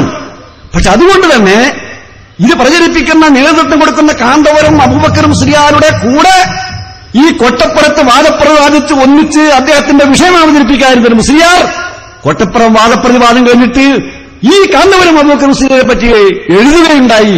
പറയുക മാത്രമല്ല, എഴുതുകയുണ്ടായി. ഈ കാന്തപുരം അബൂബക്കർ മുസ്ലിയാർ വായ തുറക്കുന്നത് ഒന്ന് എന്തെങ്കിലും ഭക്ഷണം കഴിക്കാനും രണ്ട് കളവ് പറയാനുമാണ്. രണ്ട് കാര്യത്തിന് അയാൾ വായ തൊള്ള തുറക്കുള്ളൂ. ഒന്ന് തിന്നാനും ഇന്നൊന്ന് കള്ളം പറയാനും. ശരിയല്ലേ? ഒരു തമ്മിൽ എവിടേക്ക് എത്തിപ്പോ എവിടേക്ക് എത്തി? അപ്പൊ അതാണ് ഈ തമ്മിൽ അങ്ങനെ ഭിന്നിപ്പാണെങ്കിലും അത് അവർക്ക് തന്നെയുള്ള വാസന, നമുക്കല്ലല്ലോ. ഇത് മാത്രമല്ല, ഇനി വേറൊരു കാര്യം, ഇവിടെ ചോദ്യങ്ങളൊക്കെ നിങ്ങൾ ചോദ്യം കേട്ട് കഴിഞ്ഞല്ലോ. ഞാൻ വീട്ടുന്നില്ല. ചോദ്യങ്ങൾ കേട്ടപ്പോൾ എന്തായിരുന്നു? 2-3 കാര്യങ്ങൾ. മുഹദ്ദീൻ ശൈഖെ രക്ഷിക്കണേ, ബദരീങ്ങളെ കാക്കണേ, പരിശുദ്ധ കന്യാ മറിയമ്മയെ സഹായിക്കണേ, ലാത്തയെ രക്ഷിക്കണേ. ഇതൊക്കെ വെറുതെ പറഞ്ഞതല്ല. ഇത് ഓരോന്നും വേറെ ഓരോ പോയിന്റ് വെച്ചതാണ്. മുഹദ്ദീൻ ശൈഖെ രക്ഷിക്കണേ എന്ന് പറഞ്ഞത് അതൊരു വ്യക്തിയാണ്, മരിച്ചുപോയൊരു വ്യക്തി, എല്ലാവരും അംഗീകരിക്കുന്ന ഒരു വലിയ ഒരു വ്യക്തി. അപ്പൊ ആ വ്യക്തിയെ വിളിച്ച് പ്രാർത്ഥിച്ച ആൾ മരിച്ചുപോയി. ബദരീകൾ എന്ന് പറഞ്ഞാൽ 313 ആളാണ്. ഒറ്റ വിളിയിൽ 313 ആള് ബദർ യുദ്ധത്തിൽ പങ്കെടുത്താനല്ലേ.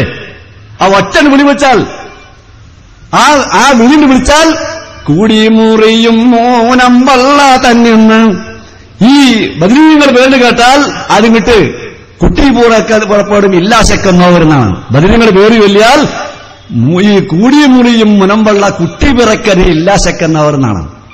അപ്പോ അതിനുവേണ്ടി ബദരീങ്ങളെ എന്ന് വിളിച്ചാൽ 313 ആള് ഒന്നായിട്ട് ഏറ്റെടുക്കാൻ വരുന്നത്. അതാണ് നിങ്ങൾ നോക്കേണ്ടത്. ബദരീങ്ങളെ എന്ന് ഒരാളല്ല, മെഡിശേഖ എന്ന് വിളിച്ചാൽ ഒരാളേ ഉള്ളൂ. ബദരീങ്ങളെ എന്ന് വിളിച്ചാൽ 313 ആളാ ബദർ യുദ്ധത്തിൽ. അവരെല്ലാരും കൂടി പെണ്ണിന്റെ ഏറ്റെടുക്കാൻ വരികയാണ്. ഇങ്ങോട്ട് കുട്ടി എടുക്കുക, പിന്നെ കുട്ടി പുറത്ത് വരാതിരിക്കുവോ? നോക്കിങ്ങള് ബദരീങ്ങളെ പേരിന്റെ എഴുതി കെട്ടിയാൽ അതിന് ആ ഉലൂഹിയത്തിന്റെ കഴിവ് ഉണ്ടതാ. കാരണം 313 ആളെ പേരിങ്ങനെ എഴുതി വെച്ചാൽ മതിലുകൾ പൊട്ടലും തീയുകൾ കത്തലും മറ്റും ഫിത്തിനകൾ അണവില്ല എന്നവർ. മതില് പൊട്ടൂല, തീ കത്തൂല, ഒരു ഫിത്തിനും വരില്ല. ഞാനെന്റെ സുഹൃത്തിന്റെ വീട്ടിൽ കയറി ചെന്നൊരിക്കെ, അയാൾ ഒരു നല്ല വിശ്വാസമുള്ള ആളാണ്. ഒരു ഫ്രെയിം ഇട്ട് ഇങ്ങനെ വെച്ചിരിക്കുന്നു ബദരീങ്ങളുടെ പേര് 313 ആളെ എഴുതിച്ചിട്ട്. ഞാനൊന്നിങ്ങനെ സൂക്ഷിച്ചു നോക്കി, ബദരീങ്ങളെ തന്നെ അല്ലേന്ന് സൂക്ഷിച്ചു നോക്കിയപ്പോണ്ട് അതിന്റെ പിന്നിൽ കൂടെ ചേല് പിടിച്ചേക്കണ്. ഈ ഏത് കല്ലാസമ്മ ചേല് പിടിച്ചേക്കണ്. വിളിച്ചോട്ടെ ചങ്ങായി, ഇത് അന്ന മതില് പൊട്ടൂല, തീ കത്തൂല, പെര സംരക്ഷിക്കും എന്ന് വിചാരിക്കുകയല്ലേ. ഈ കടലാസ് സംരക്ഷിക്കാൻ എഴുതി കഴിഞ്ഞേക്കണോ കൈ? അത് ചേല് പിടിച്ചേക്കണല്ലോ. അത് എഴുതി വെച്ച കടലാസിന് രക്ഷിക്കാൻ നീ കഴിയുന്നില്ലല്ലോ ചങ്ങായി. അന്ന എന്റെ മുഖത്ത് നോക്കിയിട്ട് ഇജ്ജ അതൊക്കെ പറയുന്നറിയാം, ഇജ്ജ അതൊക്കെ പറയാ, എന്താ മുന്നേ മറുപടി ഒന്നുമില്ല. നോക്കി നിങ്ങള്. അപ്പൊ ഇതാ നമ്മുടെ മൗല്യന്മാരെ പഠിപ്പിക്കാണ്. ഇതേ പ്രകാരം ബദരീകളെ എന്നുള്ളത് 313 ആള്. പരിശുദ്ധ കന്യാമറിയം എന്ന് പറഞ്ഞതോ അത് ലാ ഇലാഹ ഇല്ലല്ലാഹ് എന്ന് വിശ്വസിക്കുന്നു, എന്നാൽ മുഹമ്മദ് റസൂലുള്ളാഹി എന്ന് വിശ്വസിക്കുന്നില്ല. ക്രിസ്ത്യാനികൾ അങ്ങനെയാണല്ലോ, ജൂതന്മാർ അങ്ങനെയല്ലേ. അപ്പൊ അതുകൊണ്ട് ലാ ഇലാഹ ഇല്ലല്ലാഹ്, അതുകൊണ്ട് നമ്മൾ അവരെ തൗഹീദിലേക്ക് വിളിക്കുന്നത് എന്താണ്? തആലൂ ഇലാ കലിമത്തിൻ സവാഇൻ ബൈനനാ ബൈനക്കും, നിങ്ങളും ഞങ്ങളും അംഗീകരിക്കുന്ന ആ തത്വത്തിലേക്ക് വരൂ. അപ്പൊ ലാ ഇലാഹ ഇല്ലല്ലാഹ് എന്ന് അംഗീകരിക്കുന്നു, എന്നാൽ മുഹമ്മദ് റസൂലുള്ളാഹി എന്ന് അവർ അംഗീകരിക്കുന്നില്ല. അവർ ഈസാ റസൂലുള്ളാഹിയാണ്. അവർ വിളിച്ച് പ്രാർത്ഥിക്കുന്നു പരിശുദ്ധ കന്യാമറിയമിനോട്. അത് നമ്മൾ വിളിച്ച് പ്രാർത്ഥിച്ചാൽ എന്താണ് വിധി എന്നാ ചോദിക്കുന്നത്. പിന്നെ ഉപയോഗിച്ചാൽ അറിയാമോ? ലാത്ത എന്ന് പറഞ്ഞാൽ അതും കന്യാമറിയം മരിച്ചുപോയൊരു മനുഷ്യ ഒരു തരുണിയാണ്, ഒരു മഹദിയാണ്. ലാത്ത എന്ന് പറഞ്ഞാൽ അത് സഹീൽ ബുഖാരി പറയുന്നു, ഇബ്നു അബ്ബാസ് പറഞ്ഞതായി. കാനൽ ലാത്തു റജുലൻ യലുത്തു സലീഖൽ ഹാജ്, ഹാജിമാർക്ക് ഈ തരിക്കഞ്ഞ് പോലത്തെ ഒരു താഴം ഉണ്ടാക്കി കൊടുത്ത് വിതരണം ചെയ്യുന്ന നല്ലൊരു മനുഷ്യനായിരുന്നു ലാത്ത. ആ ലാത്തന്റെ പേരിലാ ബിംബം വെച്ച് മുശ്രിക്കുകൾ ലാത്താന്ന്. അവ ഹജ്ജിന് വരുന്ന സമയത്ത് ഇയാളിങ്ങനെ ഓരോ പാനീയം ഉണ്ടാക്കി കൊടുക്കും. കുറെ കാലം കഴിഞ്ഞപ്പോൾ അയാൾ മരിച്ചപ്പോൾ അയാൾ ഇരുന്നിരുന്ന പാറക്ക് അവിടെ വിളക്കുളത്തിൽ തുടങ്ങി, അവർക്ക് നേർച്ചയിൽ തുടങ്ങി. പിന്നെ ബ്രാഞ്ച് ഉണ്ടായി. അങ്ങനെയുള്ള ആദ്യം അവിടെയാണ് തുടങ്ങുക. പിന്നെ അതിന് വേറൊരു ബ്രാഞ്ച് അവിടെ കൊണ്ടുപോയി വെക്കും. അപ്പൊ അജ്മീറിൽ ആദ്യം തുടങ്ങിയപ്പോ കാരന്തൂർ അജ്മീറിൽ കേട്ടില്ല നിങ്ങള്? എങ്ങനെ അജ്മീർ എങ്ങനെ കാരന്തൂരിലേക്ക് വന്നത്? അത് ബ്രാഞ്ചാണ്. അങ്ങനെ ബ്രാഞ്ച് വരിക. ലാത്ത ആദ്യം ലാത്ത ഇരുന്നിരുന്ന പാറന്നെ തുടങ്ങുക. പിന്നെ അപ്പുറത്തേക്ക് ഒരു ലാത്ത എന്നൊരു പേരിൽ ഒരു ബിംബം വെക്കും, അന്ന് നാട്ടും. അത് ബിംബം നാട്ടിയാലും ശരി. കാരന്തൂർ അജ്മീറിന്റെ ബിംബമല്ല നാട്ടിയത്, അജ്മീറിലെ കൊടിയാ നാട്ടിയത്. അത് നാട്ടന്നെയാണ്. ബിംബം തന്നെ കൊടി നാട്ടിയാലും ശരി, കല്ല് നാട്ടിയാലും ശരി, മരം കൊണ്ട് നാട്ടിയാലും ശരി. മാപ്പിളാര് കാരന്തൂർ അജ്മീറിന്റെ ബിംബമാണ് വെച്ചേക്കുന്നത് ആ കൊടി. അല്ല അജ്മീറും കാരന്തൂരുമായിട്ട് യാതൊരു ബന്ധമൊന്നുമില്ല. അതുകൊണ്ടാണ് ചോദിച്ചത് ലാത്തന്റെ പേരിൽ വെച്ചാൽ. പക്ഷേ അന്ന് പറഞ്ഞ എന്താണെന്നറിയുമോ? കുറ്റിച്ചെറയിൽ പറഞ്ഞപ്പോ കുറ്റിച്ചെറ ഞങ്ങൾ ചോദ്യം ചോദിച്ചോ പറഞ്ഞു, അന്ന് ഈ കബറുകളെ ആരാധിക്കുന്നത്, ആ കബറുകളെ ആരാധിക്കുന്നത് അത് ബിംബം വെച്ചാലേ ധാരാളം പേരിൽ ബിംബം ഉണ്ടായതുകൊണ്ടാണ് ഈ ലാത്തയും ഉസ്സയൊക്കെ ആരാധിക്കുന്ന ശിർക്കായി പോയത്. ബിംബമില്ലെങ്കിൽ ഒദ് സുവാഹ് യൗസ് ഒക്കെ മരിച്ചുപോയ മഹാത്മാക്കളാണ്. അവരുടെ പേരിൽ ബിംബം വെക്കാതെ വിളിച്ച് പ്രാർത്ഥിച്ചാൽ തിരക്കടില്ല. അപ്പൊ ഞങ്ങളൊരു ഇബാറത്ത് ഉദ്ധരിച്ചുവിടെ കെട്ടിപ്പൊക്കിയ കബറ് ബിംബം പോലെ തന്നെ ആണല്ലോ മുസ്ലിയാരെ ഇമാം റാസി പറഞ്ഞത്. ആ ചോദ്യത്തിന് അന്ന് മറുപടി കിട്ടിയില്ല. ഇപ്പം മൂല്യന്മാർക്കും അല്ല മറുപടി നിങ്ങൾ പറഞ്ഞോളെ. ബിംബങ്ങൾ ആരാധിക്കുന്നതിനെ പറ്റി വിവരിച്ചിട്ട് പറഞ്ഞു,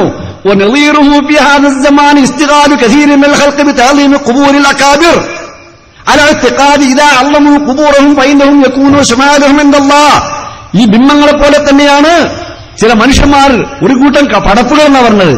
മഹാന്മാരെ കബറുകളെ ബഹുമാനിക്കുന്നു. എങ്ങനെ ബഹുമാനിക്കുന്നു? അത് മലമൂത്ര വിസർജ്യം ചെയ്യുക, അതല്ലെങ്കിൽ അവിടെ വൃത്തികേടാക്കി, അതല്ല. അലൗത്തിക്കാതി ഇതാ അള്ളമു കുബൂറഹും, ആ കബറുകളെ ബഹുമാനിച്ചാൽ ഈ കബറാളികൾ ഫൈന്നഹും യകൂനു ശുഫാഅലുഹും ഇൻദല്ലാഹ്, അല്ലാഹുവിന്റെ ശുപാർശകന്മാരായി മാറും എന്ന വിശ്വാസപ്രകാരം കബറുകളെ ബഹുമാനിക്കുന്ന അങ്ങനെയാണ്. അപ്പൊ ഈ വിശ്വാസമാണ്.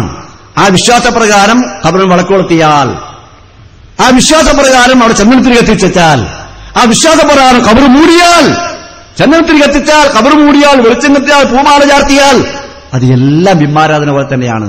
അത് മുസ്ലിമിന്റെ കബറായാലും എല്ലാ കബറായാലും. ലോകത്തിൽ നിന്ന് അതിന് മാറ്റമുള്ളത് നിങ്ങൾ നോക്കായിരുന്നു. നിങ്ങൾ തൗഹീദിന്റെ നാടുണ്ട്. ഇസ്ലാമിന്റെ അവസാനം അവിടേക്ക് നോക്കാനാണ് പറഞ്ഞത്. ഇന്നൽ ഇസ്ലാം ലയരിസുൽ മദീന കമാ തരിസുൽ ഹയ്യത്തി ഇലാ ജുഹരിഹാ. ഇസ്ലാം മദീനയിലേക്ക് മടങ്ങിച്ചെല്ലും പാമ്പ് അതിന്റെ മാളത്തിലേക്ക് മടങ്ങിച്ചെല്ലുന്നവരെ. അതുകൊണ്ട് ഈ കബറുകളും യാത്രകളും ഹിജാസിലില്ല, മക്കയിലില്ല, മദീനയിലില്ല, ബാക്കി ലോകത്ത് എവിടെയുമുണ്ട്. കെട്ടിപ്പൊക്കിയ കബറില്ലാത്ത ഒരേ ഒരു നാടുണ്ടെങ്കിൽ ഇന്ന് സൗദി അറേബ്യ, മക്ക, മദീന അടങ്ങിയ ഹിജാസാണ് ആ നാടുള്ളത്. ആ ഹിജാസിലെ ഭരണാധികാരി നമ്മുടെ ഇന്ത്യയിൽ വന്നപ്പോൾ, ഇന്ത്യയിൽ വന്നാൽ ഇവിടെ ആചാരമുണ്ട്.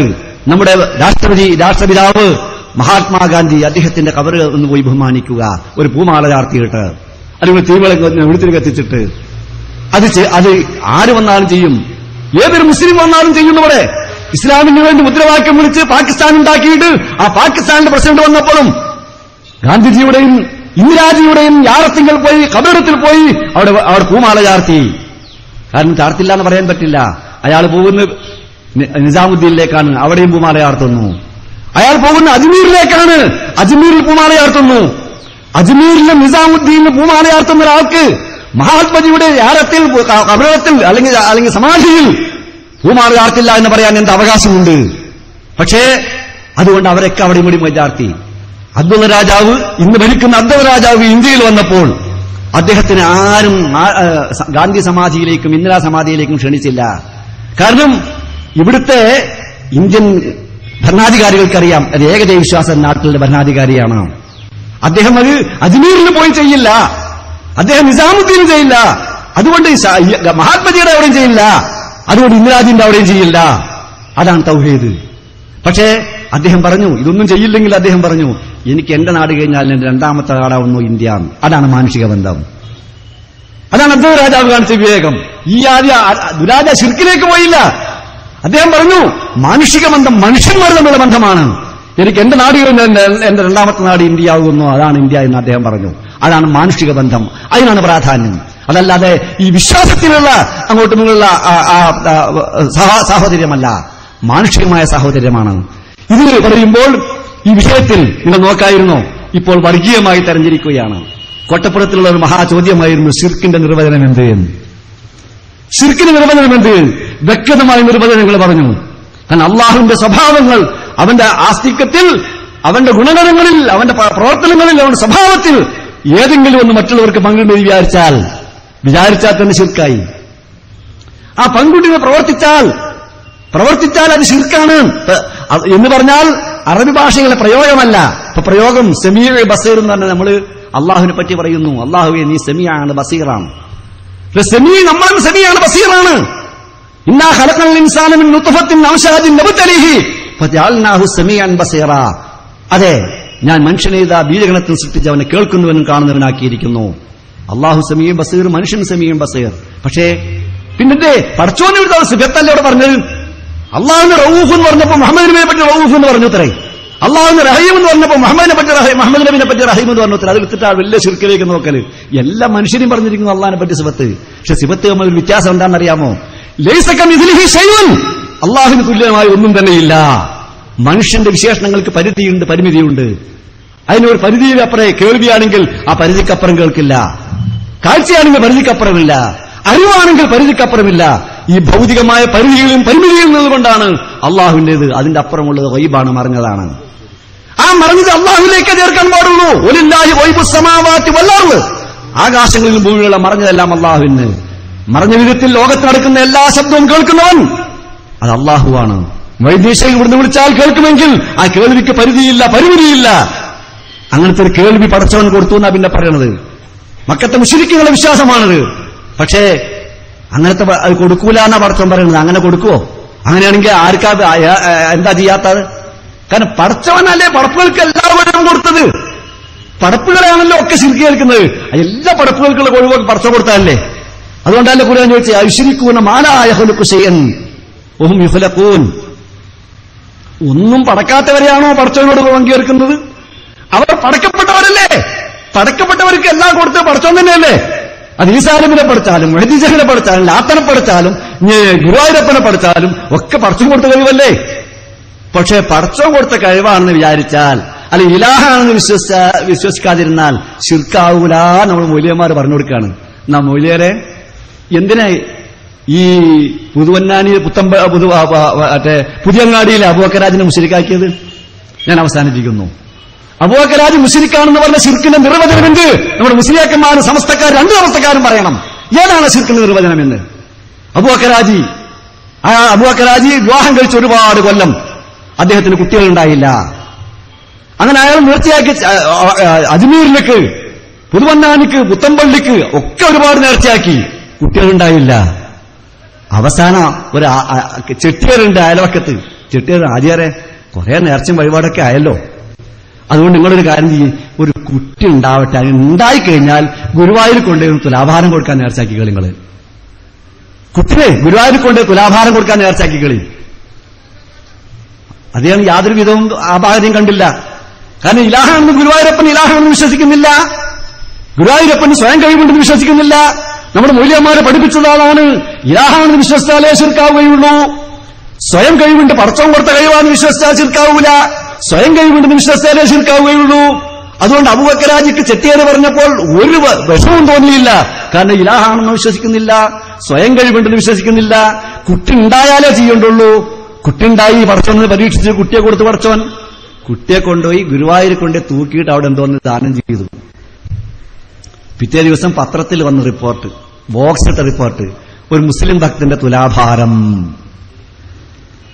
അപ്പോഴാണ് നമ്മൾ മുഴുവന്മാർ സടകുറഞ്ഞ് എഴുന്നേറ്റത്. അവിടെ ആ പള്ളിയിൽ യോഗം ചേർന്നു. യോഗം ചേർന്നിട്ട് ഈ ഗുരുവായൂർ കൊണ്ട് തുലാഭാരം കൊടുത്ത അബൂബക്കറാജ് മുശ്രിക്കാണ് എന്ന് വിധിച്ചു. ഇസ്ലാമിന് പുറത്തായ മുശ്രിക്കാണ്.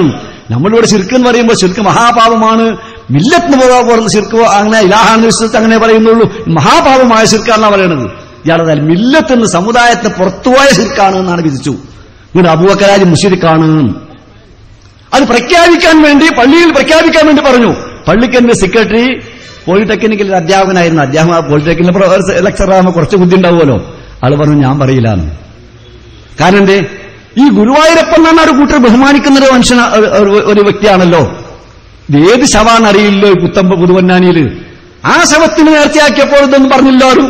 അത് ഏത് മുസ്ലിമാണോ അമുസ്ലിമാണോ എന്ത് ജാതി ശവമാണെന്ന് അറിയില്ല. അവിടേക്ക് നേർച്ചയാക്കിയപ്പോ മൂല്യമാരും പറഞ്ഞില്ലല്ലോ. പിന്നെ ഇതൊരു വ്യക്തിയാണ്, മഹാന്മാർ ഒരാളുകൾ ബഹുമാനിക്കുന്നൊരു ആദരിക്കുന്ന ഒരാളാണ്. അവർക്ക് നേർച്ചയാക്കിയ മുശ്രിക്കായെന്ന് ഞാൻ പറയില്ല, അങ്ങനെ ആരാച്ചാ പറഞ്ഞോളി എന്ന് പറഞ്ഞു. നമ്മുടെ സെക്രട്ടറി വഹാബി ആയിക്കണമെന്ന് ചോദിച്ചു. സെക്രട്ടറി വഹാബിയായി. അങ്ങനെ മൗലിയർ പ്രഖ്യാപിച്ചു. എന്നിട്ട് അബൂബക്കറാജെ വിളിച്ചു, ഇസ്ലാമിലേക്ക് കൂട്ടി, ഷഹാദത്ത് കലിമയിൽ കൊടുത്തിട്ട് ഇസ്ലാമിലേക്ക് കൂട്ടിയെന്ന് മാത്രമല്ല, അബൂബക്കറാജെ നേർച്ചയാക്കിയത് അബൂബക്കറാജ് ഇസ്ലാമെന്ന് പുറത്തുപോയി പോയിട്ടില്ല. അവ ഭാര്യ മുസ്ലിമത്തും ഇയാൾ കാഫറും. അപ്പൊ അവർ നമ്മളെ ബന്ധം മുറിഞ്ഞു. ഷഹാദത്ത് കലിമയിൽ കൊടുത്തിട്ട് മൗലിയർ എന്ത് ചെയ്യുന്നറിയോ? ഭാര്യനെ ഒന്നുകൊണ്ട് നിക്കാഹ് വെച്ചു കൊടുത്തു അബൂബക്കറാജിക്ക്. അതിനും വാങ്ങി നിക്കാഹിന്റെ പൈസ നമ്മളെ മൂല്യന്മാര് നോക്കി. നിങ്ങൾ അതിനും വാങ്ങി നിക്കാഹിന്റെ പൈസ. ഈ അബൂബക്കറാജെ മുസ്ലിക്കാക്കിയ ശിർക്കിന്റെ തൈര്യം നിർവചനം എന്ത്? രണ്ട് സമസ്തക്കാരും പറയണം. എന്താണ് നിർവചനം ശിർക്കിന്റെ? മാത്രമല്ല ഇവിടുന്ന് പള്ളിക്കെട്ടിൽ നേർച്ചയുമായി പോകുന്ന ശബരിമലയിലേക്ക്, പള്ളിക്കെട്ട് ശബരിമലക്ക് എന്ന് പറഞ്ഞുകൊണ്ട് മുദ്രാവാക്യം വിളിച്ചു കൊണ്ടുപോകുന്നു. ആ പള്ളിക്കെട്ട് കൊണ്ടുപോയി കൊടുക്കുന്നത് ഒന്ന് ബാബർ ശേഖനാണ്, ഒന്ന് അയ്യപ്പസ്വാമിക്കാണ്. ഞാൻ ശേഖൻ എന്ന് പറഞ്ഞ ബാബർ സ്വാമിക്ക് ആയിക്കോട്ടെ. ഇവിടെ അയ്യപ്പസ്വാമിക്ക് കൊടുക്കുന്ന വാങ്ങാൻ നിൽക്കുന്ന പൂണൂൽ ധരിച്ച സ്വാമിയാരാണ്. ബാബർ ശേഖന് കൊടുക്കുന്ന വാങ്ങാൻ നിൽക്കുന്നത് തലപ്പാവ് കെട്ടിയ മുസ്ലിയാരാണ്. സമസ്തക്കാരെ വിധി പറയും നിങ്ങൾ. ഈ മുസ്ലിയാർ വാങ്ങിയാൽ തൗഹീദും സ്വാമിയാർ വാങ്ങിയാൽ ശിർക്കുമാണോ? എന്താണ് ആ ശിർക്കിന്റെ നിർവചനം? സമസ്ത മുസ്ലിയാക്കളെ രണ്ട് സമസ്തക്കാരും പറയൂ, എന്താണ് ഈ ശിർക്കിന്റെ നിർവചനം? എന്താണ് ശിർക്കിന്റേത്? അപ്പൊ അതുകൊണ്ട് തന്നെ ഞങ്ങൾ ശിർക്ക് എന്ന് പറഞ്ഞാൽ ഞങ്ങൾ വളരെ വ്യക്തമായി പറയുന്നു, നമ്മുടെ അറിവിനപ്പുറമുള്ളതുണ്ടല്ലോ. നിനക്കറിയാത്തൊരു കാര്യം എന്നോട് പങ്കുചേർത്താൽ അവർ രണ്ടുപേരും നിന്നെ നിർബന്ധിച്ചാൽ അവർ ശരിക്ക് പോകരുതേ. അത് നമ്മൾ ആരോടും പറയില്ല. അതുകൊണ്ട് അള്ളാഹുവിനാണ് ഒയ്ബ്. ഒയ്ബ് അല്ലാത്തൊരു കാര്യം നമ്മൾ അറിയുകയാണെങ്കിൽ മനുഷ്യന്മാരുടെ കഴിവ് അത് നമുക്ക് ഓരോരുത്തർക്കും അറിയാം. ഇന്ന കഴിവുണ്ട്, ഇന്ന കഴിവുണ്ട്. അതാണ് മനുഷ്യ കഴിവ്. ഡോക്ടറാണെങ്കിൽ അയാൾ ഏതിന്റെ സ്പെഷ്യലിസ്റ്റാണ്, അത് ഏത് മതക്കാരനായിക്കോട്ടെ നമുക്ക് തിരക്കടില്ല. ഇന്ന രോഗത്തിന്റെ സ്പെഷ്യലിസ്റ്റ് അയാളെ കാണാൻ പോകുന്നു. മനുഷ്യ കഴിവ് താവനുവാലിൽ ബിർവത്തക്വാ, മനുഷ്യ കഴിവ് നിങ്ങൾ പരസ്പരം സഹായിക്കണം, സഹകരിക്കണം. അത് സഹായം തേടണം എന്നാണ്. മനുഷ്യ കഴിവിന്റെ അപ്പുറമുള്ളത് പടച്ചവനോട്, അത് മലക്കിൽ നിന്നും ജിന്നിൽ നിന്നും സങ്കല്പിച്ച് ചേടാൻ പാടില്ല എന്ന് പഠിപ്പിക്കുന്ന ഖുർആൻ. പക്ഷേ നമ്മുടെ ഒരു കൂട്ടർ തൗഹീദിൽ വന്നവർ ഇപ്പോൾ ജിന്നിന് ആ ജാതി കഴിവുണ്ട്, മലക്കിന് ആ ജാതി കഴിവുണ്ട് എന്ന് പറഞ്ഞുകൊണ്ട് അതിലേക്ക് കൊണ്ടുപോകുന്ന ശിർക്കിലേക്ക്. സുന്നത്ത് കഴിച്ച രൂപത്തിൽ, ചേലാകർമ്മം കഴിച്ച രൂപത്തിൽ കുട്ടി ജനിച്ചപ്പോൾ ആ കുട്ടിക്ക് ചേലാകർമ്മം കഴിച്ചത് അള്ളാഹു വിസംബിർക്കും ബില്ലർഹാമി കൈഫ യശാ, അള്ളാഹു ഗർഭാശയത്തിൽ അവൻ ഉദ്ദേശിക്കുന്ന രൂപത്തിൽ രൂപം നൽകുന്നു. അതിന്റെ അവയവങ്ങൾ എങ്ങനെയായിരിക്കുന്നു അവൻ തീരുമാനിക്കുന്നു. പക്ഷേ ചില മദനിമാരും ചില സുല്ലമിമാരും ഇപ്പൊ ഫത്വ കൊടുക്കുകയാണ് അത് ജിന്ന് ചേലാകർമ്മം കഴിച്ചതാണ്. നോക്കൂ നിങ്ങൾ, മദനിമാരും സുല്ലമിമാരും എന്ന് പറയുമ്പോൾ ഞങ്ങൾക്ക് ലജ്ജയില്ലായിട്ടല്ല അവരെ പറ്റി പറയുന്നത്. പക്ഷേ അത് തീരുമാനിക്കാൻ നമ്മുടേതാ ഈ തൗഹീദിന്റെ പ്രബോധന രംഗം. അത് ഈ നിലയ്ക്ക് ഉത്ബോധിപ്പിച്ച് ഇതാ ഈ തൗഹീദിന്റെ മൗലവി, ശൈഖ് മുഹമ്മദ് മൗലവി, സെയ്ദ് മൗലവി, അബ്ദുള്ള ഹാജി ഇവരെല്ലാം ഇതുവരെ കൊണ്ടുവന്ന ആ തൗഹീദ് ഉറച്ചു നിന്ന അതേ മന്നഹജ്, പുതിയ മന്നഹജ് ഇറക്കാതെ, ഒരു മന്നഹജ് സലഫി എന്നൊരു പുതിയ മന്നഹജ് ഇറക്കാതെ, റുഖിയ ശറയ്യ എന്ന് പറഞ്ഞുകൊണ്ട് ഒരു മന്ത്രത്തിന്റെ തന്ത്രം കൊണ്ടാതെ, ഈ ശറയ്യ റുഖിയ എന്ന് പറഞ്ഞത് മന്ത്രവാദം കൊണ്ടുവരാനുള്ള തന്ത്രമാണ്. എന്താ ശറയ്യ അല്ലാത്ത ഇവിടെയുള്ളത്? നമ്മുടെ കച്ചവടം ശറയ്യല്ലേ? ശറയിൽ അനുവദിച്ച കച്ചവടം ശറയ്യല്ലേ? ശറയിൽ അനുവദിച്ച മരുന്ന് ശറയ്യല്ലേ? പിന്നെ എവിടുന്ന് അവർക്കൊരു ശറയ്യ റുഖിയ ഉണ്ടായത്? അതെല്ലാം കുരന്തരങ്ങളാണ് ശിർക്കിലേക്ക് കൊണ്ടുപോകുവാൻ. ആ അതിൽ കൊണ്ടുവന്ന് മുഹമ്മദ് നബി സല്ലല്ലാഹു അലൈഹി വസല്ലം സെഹ്ർ പറ്റിയിരിക്കുന്നു എന്ന് പ്രചരിപ്പിച്ച് സെഹ്റിനെ പ്രചരിപ്പിക്കുവാൻ ഈ ജാതി പുതിയ മന്നഹജുകൾ ഇറക്കിയാൽ, അത് ഇറക്കുന്ന കാലത്ത് രണ്ട് വിഭാഗം ആലിമ്യങ്ങൾ പൗപ്പത്തുവാൻ തീരുമാനിച്ചു, ഒരു പുതിയ മന്നഹജും ഇവിടെ ഇറക്കരുത്, നമുക്ക് ഇതുവരെ കൊണ്ടുവന്ന മന്നഹജ് മതിയെന്ന്. ഞങ്ങൾ ഇന്നും അതിലേക്കാണ് ക്ഷണിക്കുന്നത്. വ്യതിചലിച്ചു പോയ മന്നഹജ് അറബികൾക്ക് വേണ്ടി അൽമനാറിന്റെ ആമുഖത്തിൽ അറബിയിൽ എഴുതി വെച്ചത് മാറ്റാതെ തിരുത്താൻ കഴിയില്ല. ഇവിടെ ജിന്നിന്റെ പേര് പറഞ്ഞ് ISMനെയോ MSMനെയോ MGMനെയോ പിരിച്ചുവിട്ടുകൊണ്ടായില്ല, അവരെ കൂട്ടിലിട്ട് വളർത്തിയത് തൗഹീദിനെ എതിർക്കാൻ വേണ്ടി, ഞങ്ങൾ എതിർക്കാൻ വേണ്ടി വളർത്തിയവർക്ക് അതിന് കൈകളയാൻ കഴിയില്ല. മനസ്സിലാക്കണോ നിങ്ങൾക്ക്? സ്വന്തം സ്ഥാനം രക്ഷിക്കുവാൻ ഇവരൊക്കെ കൂട്ടിലിട്ട് തിന്നാൻ കൊടുത്ത് വളർത്തി, പണം കൊടുത്ത് വളർത്തി. MSMനെ പിരിച്ചുവിട്ടപ്പോൾ 35 ലക്ഷമാണ് MSM ഫണ്ടിൽ നിന്ന് പിരിച്ചുവിട്ടത്, ഫണ്ടിൽ നിന്ന് പിൻവലിച്ചത്. ഇതൊക്കെ കൊണ്ടുവന്ന് വളർത്തിക്കൊടുത്തത് ആരാണ്? ഈ വളർത്തിക്കൊടുത്തവർക്ക് ഇന്ന് ഒഴിവാൻ കഴിയുമോ? ഇപ്പോൾ അവർ പള്ളി കൂട്ടിക്കുന്നു, വലിയ സേവനമാണ്. 2.5 കൊല്ലം ഫറൂഖ് പള്ളി കൂട്ടിച്ചത് തന്റെ ഒരു മഹാസേവനമായി എടുത്തു പറയുന്ന ചിലരുണ്ട്. ഇവിടെ തൗഹീദിന്റെ പ്രസംഗം, ഇവിടെ മസ്ജിദ് ഇമാമുൽ ഹറമൈനി കേട്ടിട്ടുണ്ട്, 2 ഹറമേൽ ഒരു ഇമാമും. മസ്ജിദ് ഖിബ്ലത്തൈൻ കേട്ടിട്ടുണ്ട്, കാരണം 2 ഖിബ്ലക്ക് ഒരേ നമസ്കാരത്തിൽ 2 ഖിബ്ലക്ക് നിസ്കരിച്ച് മദീനത്തുൽ പള്ളി ഖിബ്ല മാറിയപ്പോൾ മസ്ജിദ് ഖിബ്ലത്തൈനി. ഇപ്പൊ മസ്ജിദിൽ ഇമാമേനുണ്ട് കേരളത്തിൽ, വടകരയിൽ. കാരണം ഒരു ജമാഅത്തിന് 2 ഇമാം വന്നു. വടകരയിൽ ഇപ്പൊ അടുത്ത ദിവസം ഒരു ജമാഅത്തിന് 2 ഇമാമ്. എന്നിട്ട് ഇമാമ് സലാം കിട്ടിയപ്പോൾ 2 കൂട്ടരും തല്ലും ചെയ്തു. പോലീസ് വന്ന് കളിയാക്കി, കൂട്ടരെ നിങ്ങൾ 2 ഇമാം ഒരു ജമാഅത്ത് വന്നിട്ട് ഇപ്പൊ 2 പേരും തല്ലും ചെയ്യുന്നുണ്ടോ എന്ന് പറഞ്ഞ് കളിയാക്കി തിരിച്ചുവിട്ടു. നോക്കൂ നിങ്ങൾ, മസ്ജിദിൽ ഇമാമേന് കേരളത്തിലേ കാണുള്ളൂ. ആരെ ഇതിനൊക്കെ ഏതുണ്ടാക്കിയത്? നാണമില്ലേ ഇതൊക്കെ പറയാൻ? അതുകൊണ്ട് ഒരു കാര്യം മനസ്സിലാക്കുക, ഞാൻ തവസ്സുലിനെ പറ്റി പറയില്ല. വസീല എന്ന് പറഞ്ഞ ഉപത്തകൂലിൽ വസീല, അള്ളാഹുവിലേക്ക് അടുക്കാനുള്ള മാർഗം എന്ന് പറഞ്ഞാൽ അത് പുണ്യകർമ്മമാണ്, സൽക്കർമ്മങ്ങളാണ്, അള്ളാഹുവിന്റെ അസ്മാഉൽ സിഫാത്തുകളാണ്. അത് രൂപം തിരിഞ്ഞ് കാണും തടികളാണ് എന്ന് സമസ്തക്കാരോട് പറഞ്ഞിരുന്നു. അത് മാത്രമാണ് തവസ്സുൽ വസീല എന്ന്. അതിപ്പോൾ എന്ന് മാറി അബ്ദുൽ വഹാബി അവർ പിൻവലിച്ചു. ഇപ്പൊ റദ്ദുൽ വഹാബിയെ കാണാൻ കഴിയുന്നില്ല. അതിലിങ്ങനെയാണ് അർത്ഥം പറഞ്ഞത്.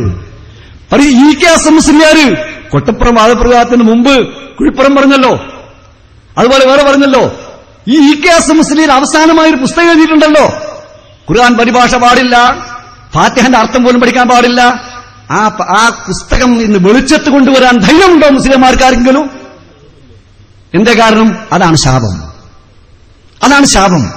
ഇതുപോലെ തന്നെ ഈ കാന്തപുരം ഇപ്പോൾ അവാർഡ് കൊടുക്കുന്നു ഇവിടുത്തെ സർക്കാരിന്, മുഖ്യമന്ത്രിയെ വിളിച്ചിട്ട് നാണമില്ലല്ലോ ഒരു ജനാധിപത്യ നാട്ടിന്.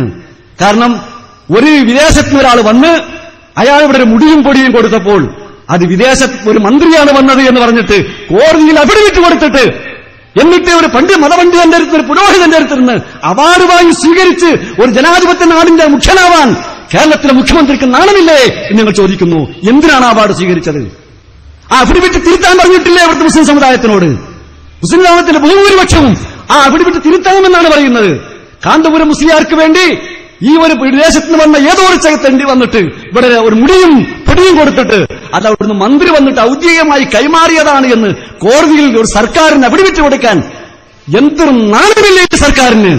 അത് മനസ്സിലാക്കണം, തിരിച്ചറിയണം ഇവിടുത്തെ ബഹുജനങ്ങൾ. അത് മനസ്സിലാക്കി അത് ഉൾക്കൊണ്ടുപോവുക. അള്ളാഹുവിലേക്ക് അടുക്കാനുള്ള മാർഗം പുണ്യകർമ്മങ്ങളാണ്, അതാണ് വസീല. അങ്ങനെ നിങ്ങൾ ആ മാർഗത്തിൽ ജിഹാദ് ചെയ്താൽ ലഅല്ലക്കും തുഫ്ലിഹൂൻ, നിങ്ങൾ വിജയിച്ചേക്കും. ആ മാർഗം ഏതാണ്?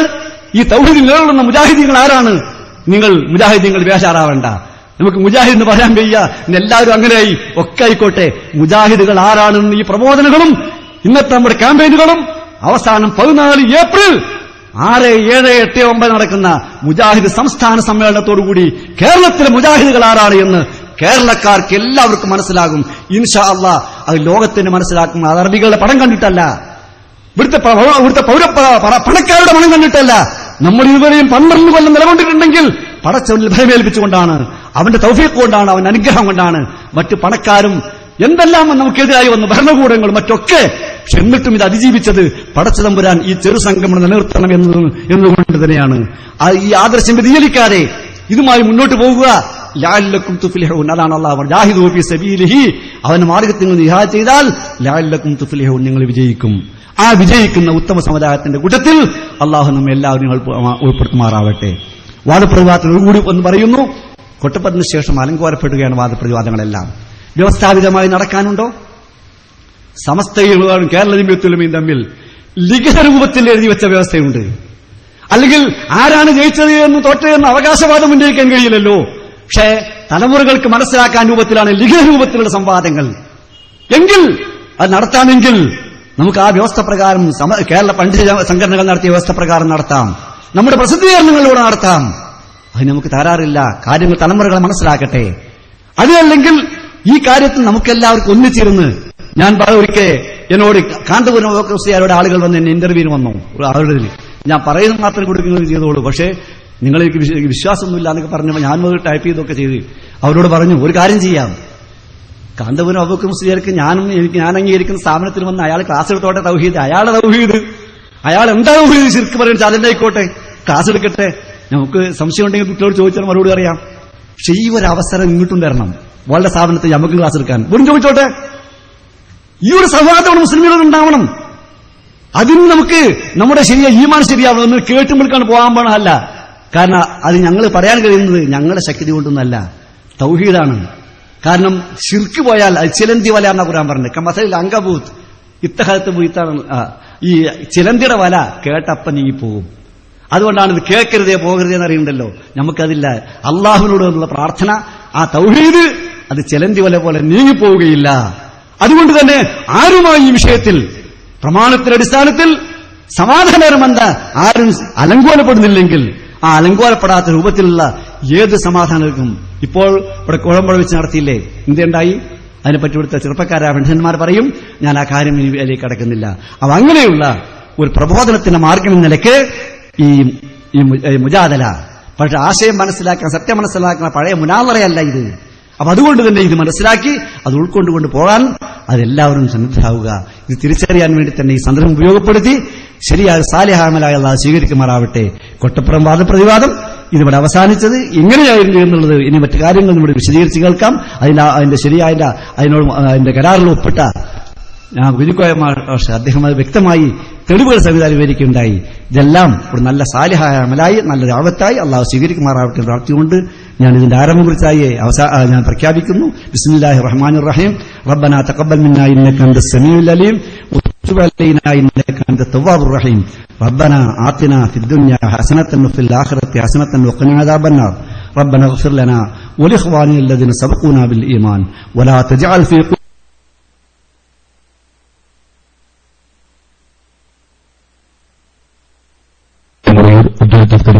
തുടങ്ങിയവർ പ്രസംഗിക്കാറുണ്ട്. മഗ്‌രിബ് നമസ്കാരത്തിനായി പിരിയുന്നു. നമസ്കരിച്ച ഉടനെ എത്രയും പെട്ടെന്ന് എല്ലാവരും ഈ സദസ്സിലെത്തണം. ജമാഅത്തും കഴിഞ്ഞാൽ ഉടൻ നമ്മുടെ പരിപാടി പുനരാരംഭിക്കും എന്ന് ഉണർത്തുന്നു.